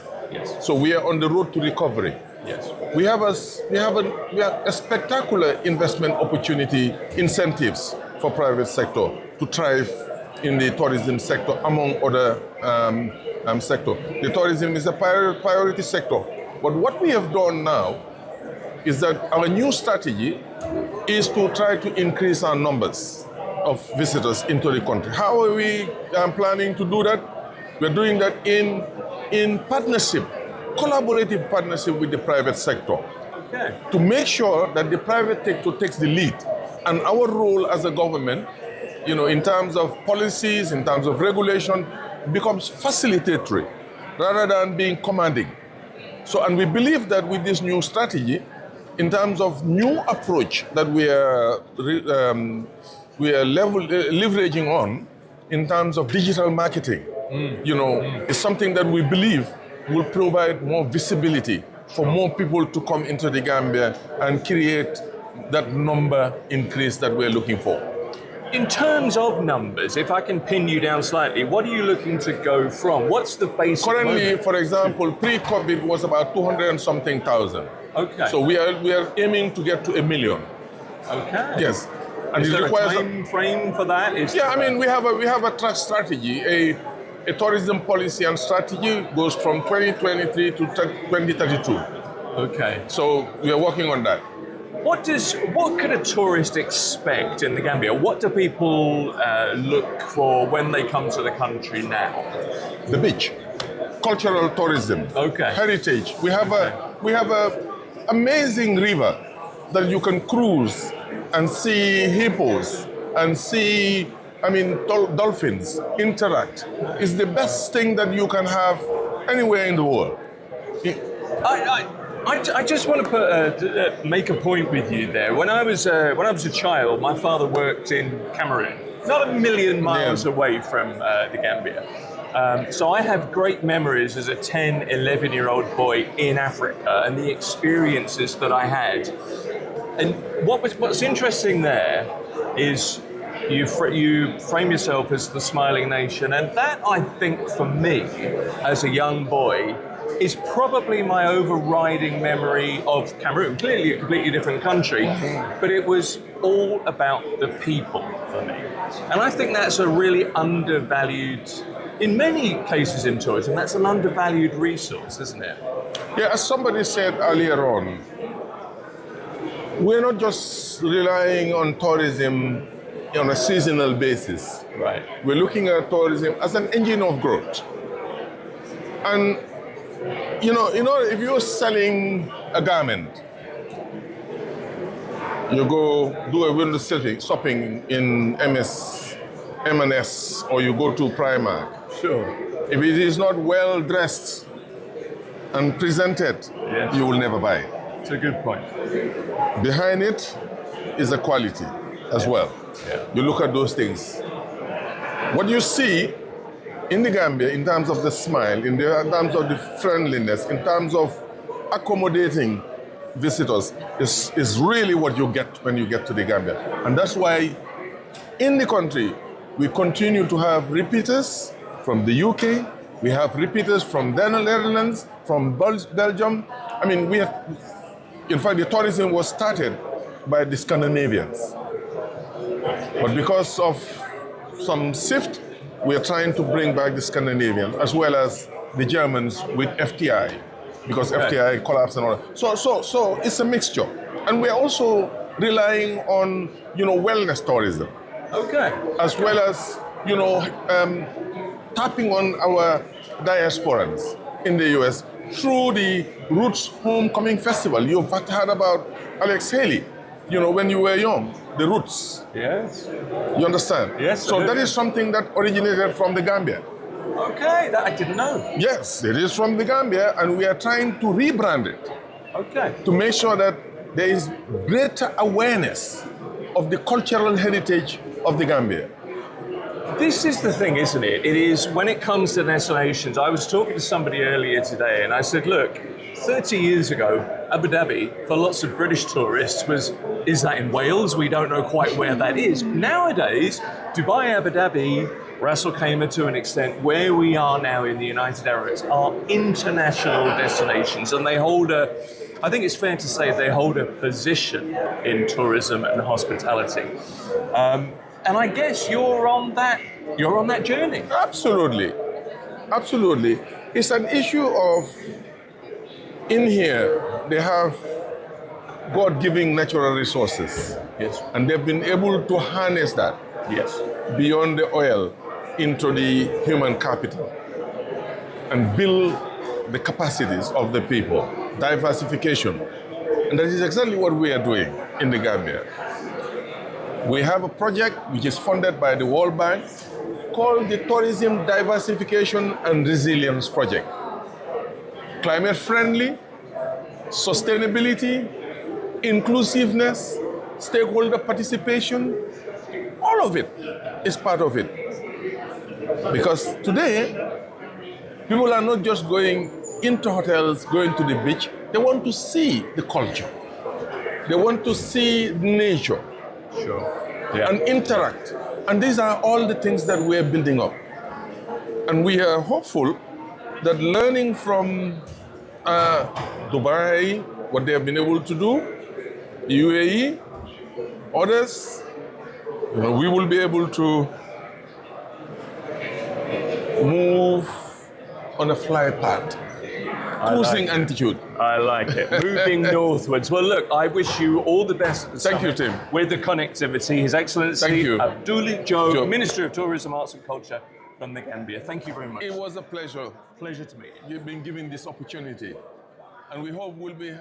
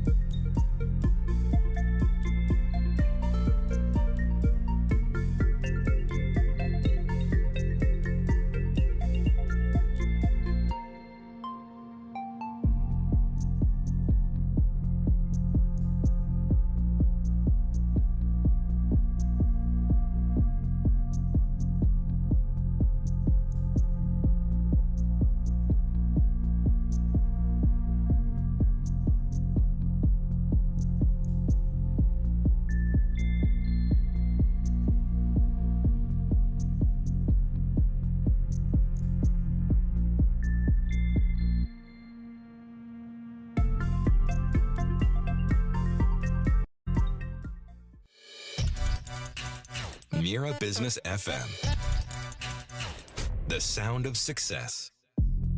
It's the morning drive here at Mira Business FM, and generative creativity is our next topic on the show. One of the most talked about stories in marketing this season. McDonald's have just pulled their AI-generated festive Christmas ads after an overwhelming public backlash. Now, this is a commercial created for McDonald's in the Netherlands. And what they did is they used generative AI, and it was meant to kind of show the chaos of the holidays and then position McDonald's as a refuge. So, reasonably simple concept. However, audiences have slammed it as, here are the words, creepy, soulless, and tone deaf. And they've kind of forced the brand to take it down just days after release. So, number of questions to ask, I think. It sparks really a bigger question for brands everywhere. Can AI be used effectively in meaningful brand storytelling, particularly when you've got emotionally charged campaigns, like holiday ads, like ads for the festive season or whatever. And also, here's another question. Is this a cautionary tale about where technology crosses a line? So we're going to explore the challenges and opportunities of AI in marketing, and we'll also ask what went wrong with this particular campaign. What lessons can big brands learn? And does AI have a future in authentic storytelling? Those are the questions, some of them at least. Dr. Stavroula Kalogeras is the MBA Program Director. She's also a marketing professor. She's from Edinburgh Business School, Heriot-Watt University in Dubai. Joins us in the studio. Nice to meet you. Good to have you here. Thank you for having me. It's a pleasure to be here. I look forward to talking about this discussion. It's a really interesting story, isn't it? I mean, as a daily kind of, discipline, you consider marketing strategy, you talk about brand management, you look at the intersection of technology and consumer behavior. That's what you do for a living. What was your first reaction when you saw the ad?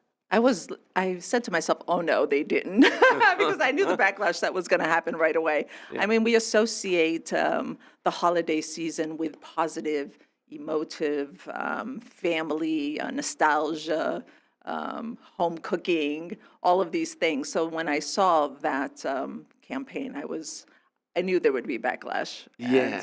I knew it was a bit jarring. It was kind of jarring. I mean, look, for anybody who hasn't seen it, essentially what the ad does is it depicts things that can go wrong during the Christmas break. And the slogan and the song that runs throughout the ad as well is the most terrible time of the year rather than the most wonderful time of the year. So that's where we're headed here. The suggestion, the sort of denouement, if you like, is a guy walking into McDonald's as though his festive time is better spent in the company of the fast food giant. That's the thrust of it from a marketing perspective.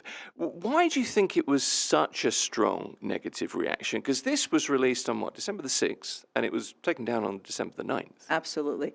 It comes down to the storytelling. Technology, we're all going to adapt to it. We're all going to get used to it. But basically the storyline, I think people do story arcs better and emotional engagement through storytelling. Yeah. This was missing. And then the part of there wasn't any resolution of positivity. So all of these negative things are happening, but then where's the positive resolution? And we see those in films, right? That's why we're engaged. We see conflict, and then there's a resolution. There was no resolution, so I think that was one of the problems.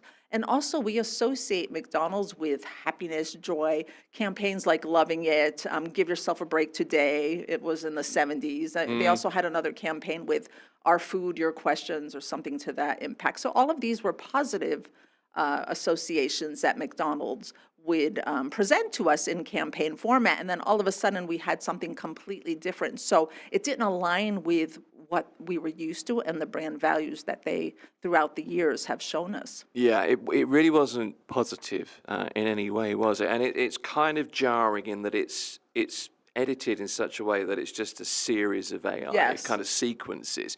Do you think that I'm guessing the answer to this is yes, but there's a requirement that you need to be a little bit more, I suppose, more careful, more sensitive around, those sort of cherished holidays, Christmas or Eid, or you've got to think that way, haven't you? Well, you definitely have to think, and it was in the Netherlands that this campaign ran. So in the Netherlands, I believe 50% of the populations are Christians. So if you take it one step even further, it's a day that is selected as a traditional holiday to celebrate the birth of Jesus, was just to give you hope and so forth, and mercy and all of those things that are associated with that birth. And then you have a campaign. So I could see that there would be some challenges there as well for people. And then there's other people, I'm sure, who found it funny. I mean, there's some of the scenes can be, I mean, you could laugh at them. I think where they failed is that they didn't have a positive resolution. And then with AI, you're not able to see the emotive expressions of, it's not attuned to the sensitivity that humans have yet. It's not, AI is not there yet to project those. And we've seen that with other campaigns like Coca-Cola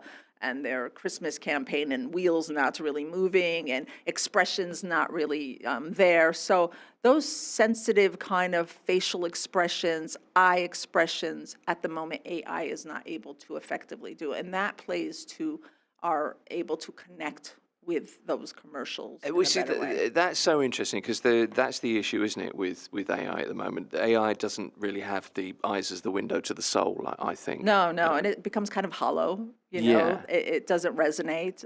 So it's a cognitive dissonance, because basically you associate McDonald's with something positive, and then you got something that wasn't positive, and then, you know, you're put in that state of distress in a sense, right? So, I mean, it's kind of a two-pronged thing, this, though, Dot, is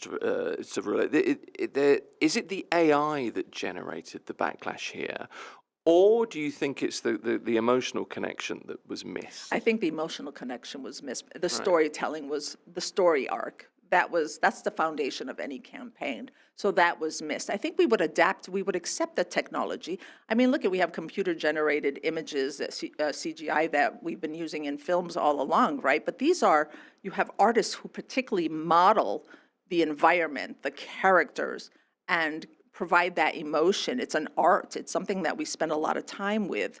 And we're used to, we accept it, right? And that's all CGI, right? Yeah. But with AI, it's more of a prompt, and here's your image. We're not able yet to manipulate those images to make them more human, so they can resonate with humans.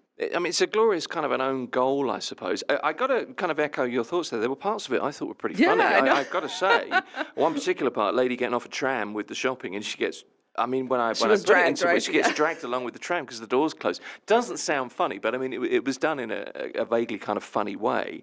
But you're right, and I think your use of the word resolve is really important there, because, you know, positive movies, positive advertising, very often it is about the resolution, you know, that kind of happy ending thing. Yeah. Music, resolution is a thing in music. Music Absolutely. tends to resolve in points, and that's something I guess that we're used to. And all of that, to me, points to, you know, just how jarring this ad comes across. Yeah, to the majority, I think. Yeah, to most And people. I mean, it's Christmas, it's nostalgia, it's being with family. We've all had a very difficult year doing what we do on a daily basis, work, kids, and so forth, going to school, and then we wait for that moment to sit down. And that's what we're used to as well, right? I mean, this is what the campaigns have showed us in the past. It's what we're seeing a lot when it comes to generative artificial intelligence. When you're producing creative content like commercials, you've said this, we've been talking about this a number of times this morning, actually, but it is about creating a connection. And if you create that connection, you create, or you tend to create, trust. And that's really what brands are trying to do. Absolutely. And what they could have did was they could have tested it, right? They could have did a few different versions of it, tested it to see. And also, I mean, AI gives you digital analytics, so they could actually, AI would be able to tell you how people would respond to such a thing. So that's a good point. we can use it in a different way. It doesn't have to just be generating a campaign. It's really good to generate ideas at the moment, and it's really good to personalize. There's many things that it's great for, and you definitely have to start small and then see what the impact is before you evolve to something. And I'm surprised that there wasn't any that this campaign didn't go through some focus groups, or you know, I didn't read anything about that, just to see how people would react before they actually.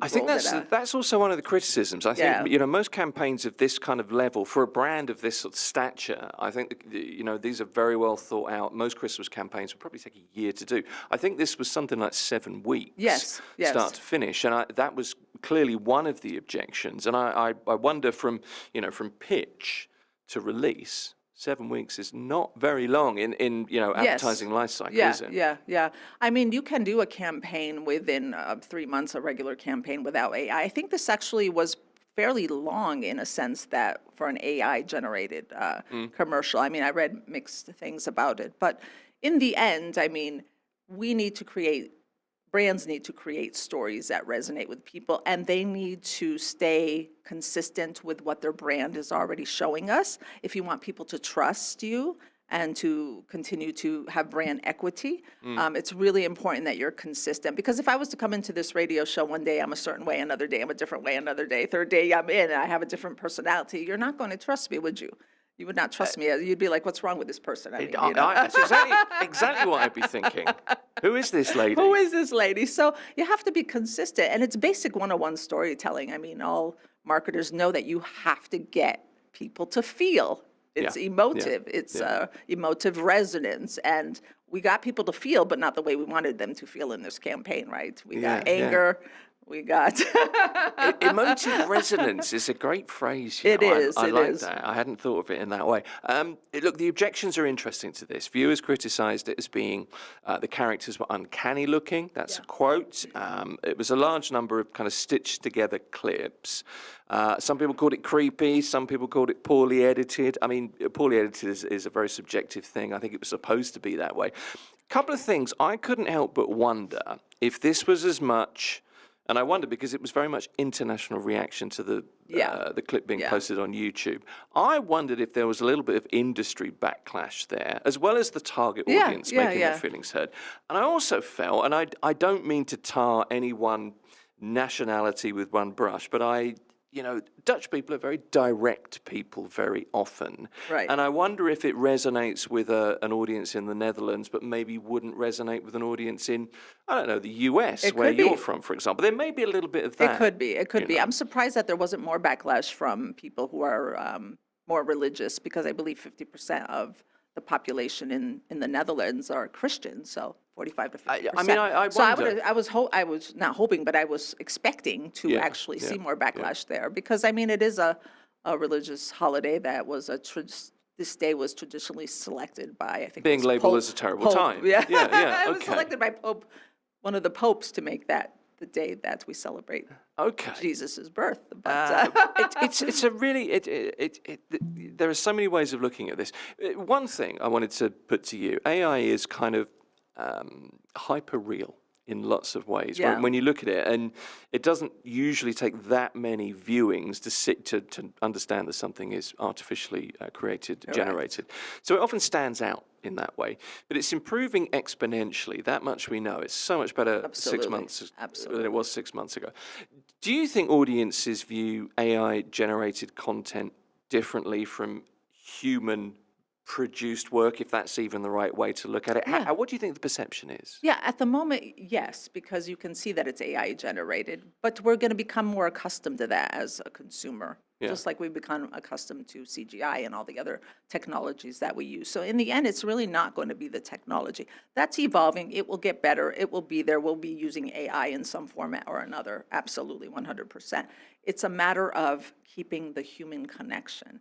It's the story that resonates. It's so an important storytelling. Yeah. I mean, you've said that a few times. I mean, reinforcing and it's even more important when you have the AI, right, which is completely non-human.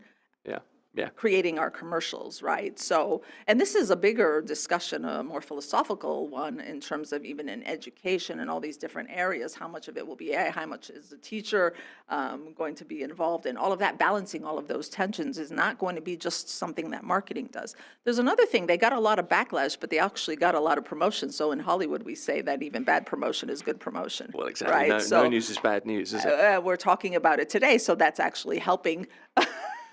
Not hurting. Yeah, absolutely right. I mean, there are questions over, I think there are questions starting to be asked over whether AI should be appropriately labeled. There are some calls from some areas. Do you think brands, and this is not to say that McDonald's weren't transparent that this was AI, because they were, but do you think brands should be particularly open and honest and transparent about the fact that they use AI in specific ways? I mean, I think it's fine. I think they should. Why not? I mean, it doesn't hurt anything. I'm not quite sure where they would put that. Is that going to be on a social media post? Are you going to have a disclaimer on your promo spot at the end? Some of these images are AI generated. It depends what the industry wants to. Well, a disclaimer wouldn't be too bad an idea, A disclaimer would it? wouldn't be a bad thing. Yeah, okay. Some critics suggest that AI ads can be soulless or insincere, and that's the case with this particular advertisement. Is this problem, is it inherent to the technology, or can you overcome that with, particularly clever strategy, i.e. paying great attention to the narrative, the I art? think the narrative and the narrative arc, if it was done better, I think this would have been successful. Right. Because the narrative arc wasn't there. And it was just a series of bad things happening. And it's a time of the year where we don't want that happening. We want nostalgia, we want family, we want meaning, we want good food. So we want all of those things. So I think that it needed a bit of a tweaking. And yeah, I mean, even the best firms, I worked at a company with satellite television platform, and we changed all our channels, and we did a humorous campaign. And the customers didn't accept the campaign because nobody wants their channels changing if there's 300 channels. Like you go home and you lay down and you put on CNN, you want to know that it's on channel 12 and it hasn't moved to. So anyways, you have to match kind of the message with what is happening. So in that case, the message didn't work because the message was serious to the consumer and we developed a humorous campaign. So the emotional appeal did not connect. Right. So the same thing here. People want a joyous commercial. It's a joyous time of the year. And now you've shown them something that's saying this one time where you're going to be joyous is no longer joyous. So these things are like very important to when developing campaigns and marketing and advertising. It's a really good point. It's all about psychology. Marketing and advertising is all about psychology, and it's all about how we make people feel in the end. Okay, let me ask you this. There's a question just come in from somebody. I don't know if Ermin's watching or listening at the moment. Ermin asks you, do you think people are really mad, angry about the message of the ad, or are they angry because it's made by AI? If it's not AI, if this wasn't an AI ad and it had been made with real people, in inverted commas, do you think it would have had the same backlash? No, I think it was a story, not the AI. Okay. In my opinion, yeah. So definitely story. Yeah, technology isn't the issue. Technology comes and it evolves, and we all adapt it. Technology becomes the whipping boy in this case, doesn't it? But it's not the technology. That's just the medium. It's really the story and the campaign and all of the creative that went into it. In the end, just imagine if you had a more positive story that was AI generated, would you get this sort of backlash? The backlash would not be towards the message. It would be towards maybe more like AI, something with the technology, someone's eye, didn't have the right expression at that time. This is a conversation that we would be having. We'd kind of be upset about that. So again, it would be the expression of the AI through the character. Yeah. The real, the human. Yep. So in that respect, yes, there would probably be some discussion about that as well. Okay. Final question, and I've a couple more questions to ask you. But Fabio says, if this is AI creativity, do we still need copywriters or just therapists? Yeah, no, we definitely need. I don't know what we need, but I think it's a great. Even I do, I'll brainstorm. I want to come up with a tagline or something. It's just an amazing tool to have that, to be able to bring. But you still need the human component. In everything that we do. Let me ask you to put your marketing professor hat on, or maybe to pull it further down over your eyes. I'm not sure how this will go. But how does controversy like this impact perceptions of brands that are early adopters of AI in their marketing? Because this is a really good example of that. Could this be really harmful to their long-term kind of brand equity, do you think? For newer brands coming in? Well, in this case in particular, but generally as well. Well, if you have a company that's already having certain backlash about different things, and then you create a campaign that has an additional, it's definitely not going to help a brand. Newer companies have to be obviously more careful because we don't yet know who they are. So they're just developing their messaging and their IMC, integrated marketing campaigns and so forth. So we're just getting to know them. Are we going to, so through the awareness stage, it's very important that things get done right. Because if you want to have people then to be, a consumer of your brand. So from awareness all the way to consumption, it's really important that we get these things Correct. I mean, lots of companies are investing in AI tools, aren't they, for advertising? Absolutely. So we're going to see more and more of it. Of this. Let's look ahead. We're a little bit short of time, but two more questions for you, just briefly. How do you see the role of AI evolving in branding and marketing over the next few years? I mean, you could look at this backlash as a setback, I suppose, but you could also take it the other way and think this is a stepping stone to get. We could get better after this. It's really efficient. I mean, it saves a lot of time when you're trying to come up with a campaign idea because it can give you a few different ideas. So for idea generation, it's absolutely amazing. For personalization, it's terrific. For having things done more quicker, again, for having different prototypes of different campaigns, so then you can have a focus group, another wonderful tool. Yep. So there's so many benefits. It's not just the actual campaign that we see. Yeah, okay. Last question is really advice, I think, more than anything else.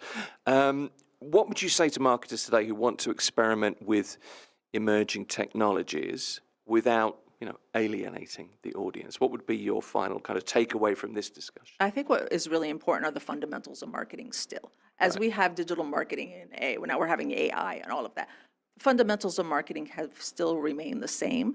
The fundamentals of storytelling have still remained the same. Yep. They need to learn those and then adopt those technologies to be cognizant of that and how that's going to work in a transmedia environment where you're using different technologies and different mediums, because we're on radio, we're on social media, we're on television, we're streaming, we're all over the place. Yeah. So it's a transmedia storytelling approach, and you're telling different pieces of the story on all these different mediums. You're not repeating. Old marketing used to be we tell the same message on television, the same on radio, the same.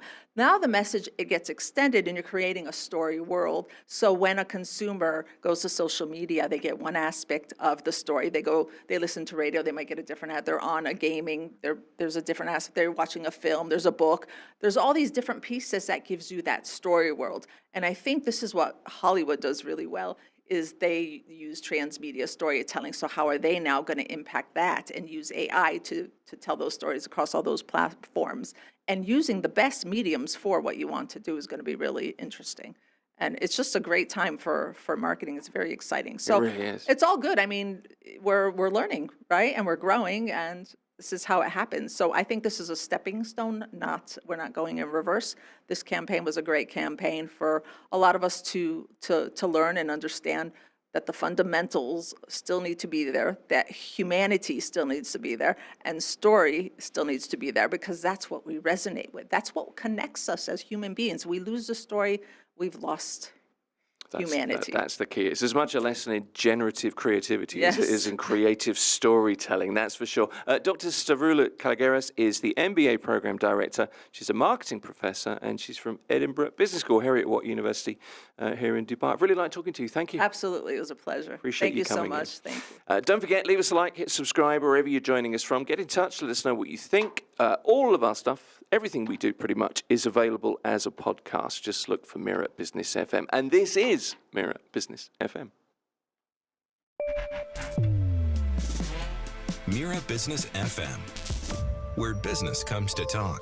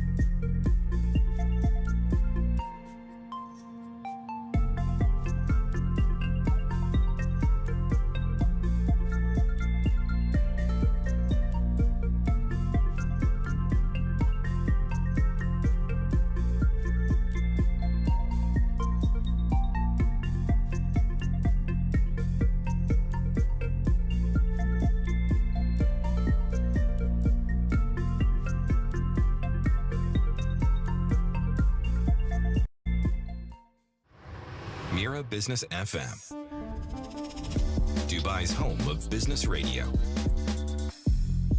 This is Mira Business FM. It's the morning drive with me, Tim Elliott. Food security next on the show. Now, earlier this month, Abu Dhabi marked a major milestone at the intersection of artificial intelligence, sustainability, and global development. The Mohammed bin Zayed University of Artificial Intelligence, MBZUAI, launched the Institute for Agriculture and AI. It's a new initiative designed to bring advanced artificial intelligence directly into the hands of farmers, but at scale.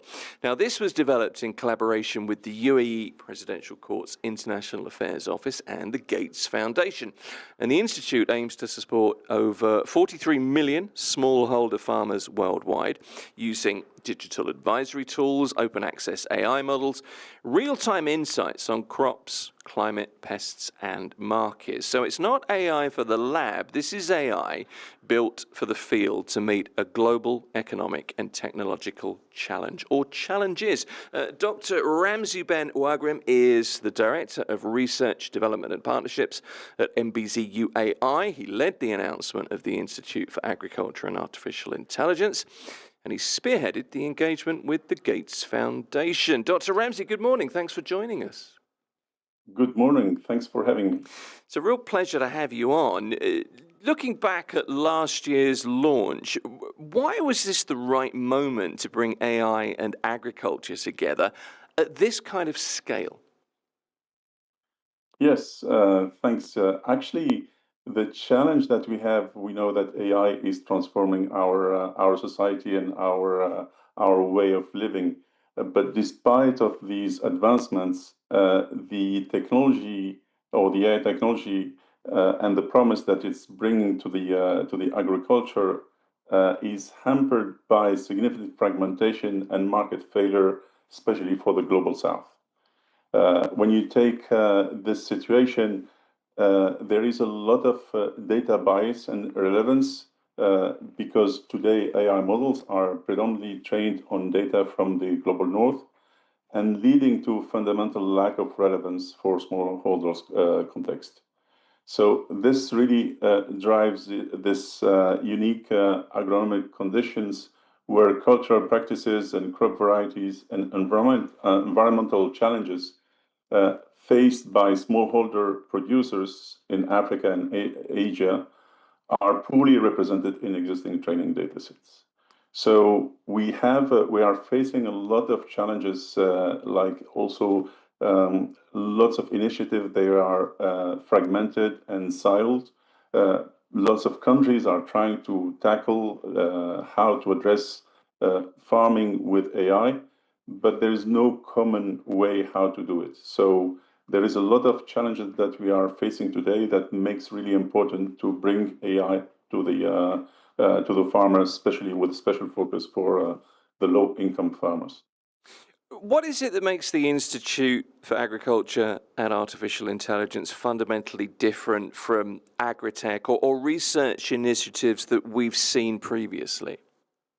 Yeah. So first of all, Mohammed bin Zayed University of Artificial Intelligence is a world-class technical institutions. So hosting the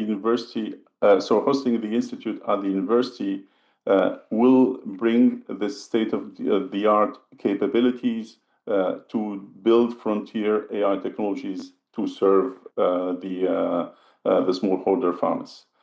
The second aspect is really more as a strategic geographic positioning for the UAE. We are located in a neutral convening ground that bridges global north and the global south. And that's how our position is facilitating these partnerships that might be difficult in other contexts. One of the aspects that we need to achieve within the Institute is building a common data corpus. And data is held with different stakeholders, and being a neutral convener will give us the capability to be able to convince and bring these data all together in one common corpus. Other reasons for us is for us, our commitment to open science and open source, and I think maybe we can dig into this in more details later. But also, we want to build these technologies that are demand-driven. We start from the needs, from the ground, from the farmers, and then all the way up to build these technologies so that we can deploy them at scale going forward. So there is a number of really strengths that we have for the institute to be based here in Abu Dhabi, and we are very proud and very happy that we are hosting this institute at the university. The goals are very ambitious for the Institute. We're talking of reaching 43 million, I believe the figure is, smallholder farmers. Why focus on smallholders? What economic impact does that scale represent? So if we want to talk about why is it important for the smallholder farmers, the challenge that we have for these underrepresented communities is that they have a lot of challenges, predominantly that come from the climate change impact, where they don't have a good exposure and knowledge about key information that help them to make a better decision. If you take, for instance, addressing the weather forecast and having a real-time weather information, that will help them to make better decision about planting or irrigation or harvesting. Having the right information on the soil health will help them also optimize the fertilizer use and improve long-term land productivity. Or helping them making better pest management will give them a good capability to address those threats and reducing crop losses. And last but not least, really giving them the market price information will empower them to negotiate better prices and choose the optimal selling time. And this is where really the business model lies, where we provide better services, more personalized, so that they can make better decisions, not only in producing, but also in selling their production at the right time. So how does a farmer on the ground interact with the AI systems precisely? Can you talk us through the process of how it works? Yes, actually, this is one of the challenges that we have been studying and we're ready to face. There are different levels of maturity, if we can say so, in terms of how these farmers they can interact with the system.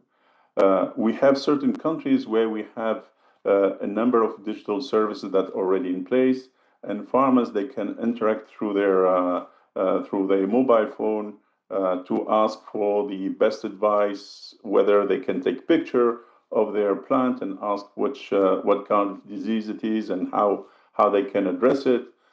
So these are where we see the easy access or easy solution to handles. But we have a large majority of these farmers that live in remote areas, sometimes not even having internet, and where the best connection tool that they have is just a mobile phone where they can send SMSs. So we need to adapt the responses that the services to address all those capabilities or those situations. Also, some of the farmers they speak in their own dialect, so therefore we need to build these language models that are aware or dialect aware, so that they can interact efficiently with these advisory services in the most efficient way. The Gates Foundation partnered on this initiative. I know that you spearheaded that engagement, Dr. Ramsey. What aligned their global development or priorities with the AI strategy that the Mohammed bin Zayed University of AI holds? Yes, so we've been really lucky to work with the Gates Foundation for several months now to build the institute. I really like the slogan that they are using. Is provide every farmer with the knowledge to thrive, which is really aligned with our objectives as to how we can deploy great technology to at scale to serve the population. And as a university, we are a technical champion that we can build those technologies, but through the institute, we will be able also to work on how to deploy these technologies at scale. So not just producing, but making sure that the technology is used by millions of farmers. How does this institute fit into Abu Dhabi's, I guess, the broader AI for agriculture ecosystem? And why is it that the ecosystem is so important for global deployment? So yes. So last week the presidential court and the International Affairs Office they announced this Abu Dhabi ecosystem AI for agriculture ecosystem, and we were part of this, and we're proud to be part of this. It's really important because it positioned the country as the global hub for agriculture, and it's important that we have the best food security system and approach and strategy to make sure that we have food for everyone, and really the position of the country as a neutral position between the global north and global south. It positions us as the best choice for making that strategy into action and deliver on the promise. I guess it's a key government mandate, isn't it? In food security terms, open access and open source AI models were highlighted at the launch. You've alluded to the importance of that, but I guess that's a really essential part of the approach, isn't it, in terms of scale? But I guess more importantly, it's really important in terms of trust as well. Absolutely, absolutely. So I did mention the data corpus element, and I think if we want to achieve or to build a great AI models, we need to have a precise and accurate data. And today in the agriculture world, the data is held by different stakeholders. You have governments on one hand, you have research institutes on the other hand, and you have also the private sector that holds a lot of data around agriculture. And the challenge that we have, and every stakeholder are keeping the data close to their heart, because that's for each stakeholder, the data is really important. So the institute role will be here to gather and to collect and be this neutral convener, so that everyone can contribute with their own data, so we can build this data corpus. The mandate for us is then to build technologies or AI model that are truly open, which means that leveraging this data will create AI models that are locally aware, which means that these models can be applied to the country or the target country and their context, but they are fully open, which means if we talk about the difference between these models that are fully open and the language models that are open weighted, so these the second type of models, they're just give you the possibility to change the weights so that you can fine tune the model, but our strategy is to provide fully open models, which means that we provide the model, we provide the data that was trained on, we provide all the steps to produce these models, so people they can reproduce the models from their end. And this is really our objective and our differentiator, is to make sure that we build AI for good, so everyone can benefit from. One of the reasons for targeting smallholders, as you've pointed out, is the effect of climate change that smallholders have seen. So climate volatility is clearly a key theme. How can AI help farmers respond more effectively to things like, I don't know, weather patterns, pests, soil conditions? Yeah. So this is really the core of our institute and the objective that we have. And we collaborate with other programs. You did mention earlier within the Abu Dhabi ecosystem, we have another project or program that is running. It's called Aim for Scale.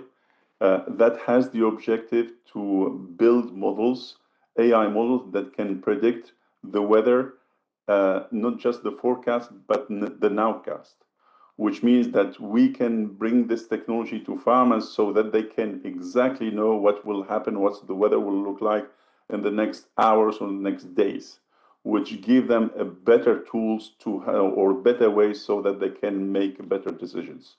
So, as part of the objective of the AI agriculture ecosystem or our institute, is really to provide those locally aware solution, whether they are for weather, whether they are soil, for pest, or the market price, as I mentioned earlier. Now that the Institute has been launched, officially launched, what are the next milestones, and how, and I'm really interested in how will you measure success over the coming years? Yes. So really the objective, so now that with the Institute is launched, we need to make sure that we have all the elements in place. We need to build a sustainable institute that can convene the ecosystem, that can provide and support the local countries for deploying and using at scale the technology. And really the objective here is that within the next 3 years, we want to make sure that we have a strong institute that builds the engine for digital public good, but also the engine for deploying at scale these technologies by supporting the target countries through their partnerships or local partnerships so that they can deploy this at scale. It's really important for the Institute to be at the center of this collaboration between the different stakeholders, different contributors. But it's really an important point that it is the success of everyone. So we need to collaborate, we need to work together. It's not the Institute that will be imposing any approach or any technology. It is really a partnership that will address this greater mission to provide these advisory services to farmers. And this can only be done through strong partnership across the whole network. And from Abu Dhabi here in the UAE, the capital of the UAE, no less as well. Dr. Ramzi Ben Huagrim is the Director of Research, Development and Partnerships at Mohammed bin Zayed University for Artificial Intelligence. He's also the man that led the announcement of the Institute for Agriculture and Artificial Intelligence. Dr. Ramzi, it's been a pleasure to have you on this morning. Thank you for talking to us. Thank you. Thank you very much. This is Mira Business FM. Don't forget, leave us a like, hit subscribe wherever you're joining us from. Get in touch, let us know what you think. And remember, everything, pretty much, that we do is available to listen or watch again. Just search Mira Business FM wherever you get your podcasts from. You can contact us, info@mira.fm, or also whatsapp.mira.fm to get to us directly here in the studio too. And as I say, this is Mira Business FM. Mira Business FM, where business comes to talk.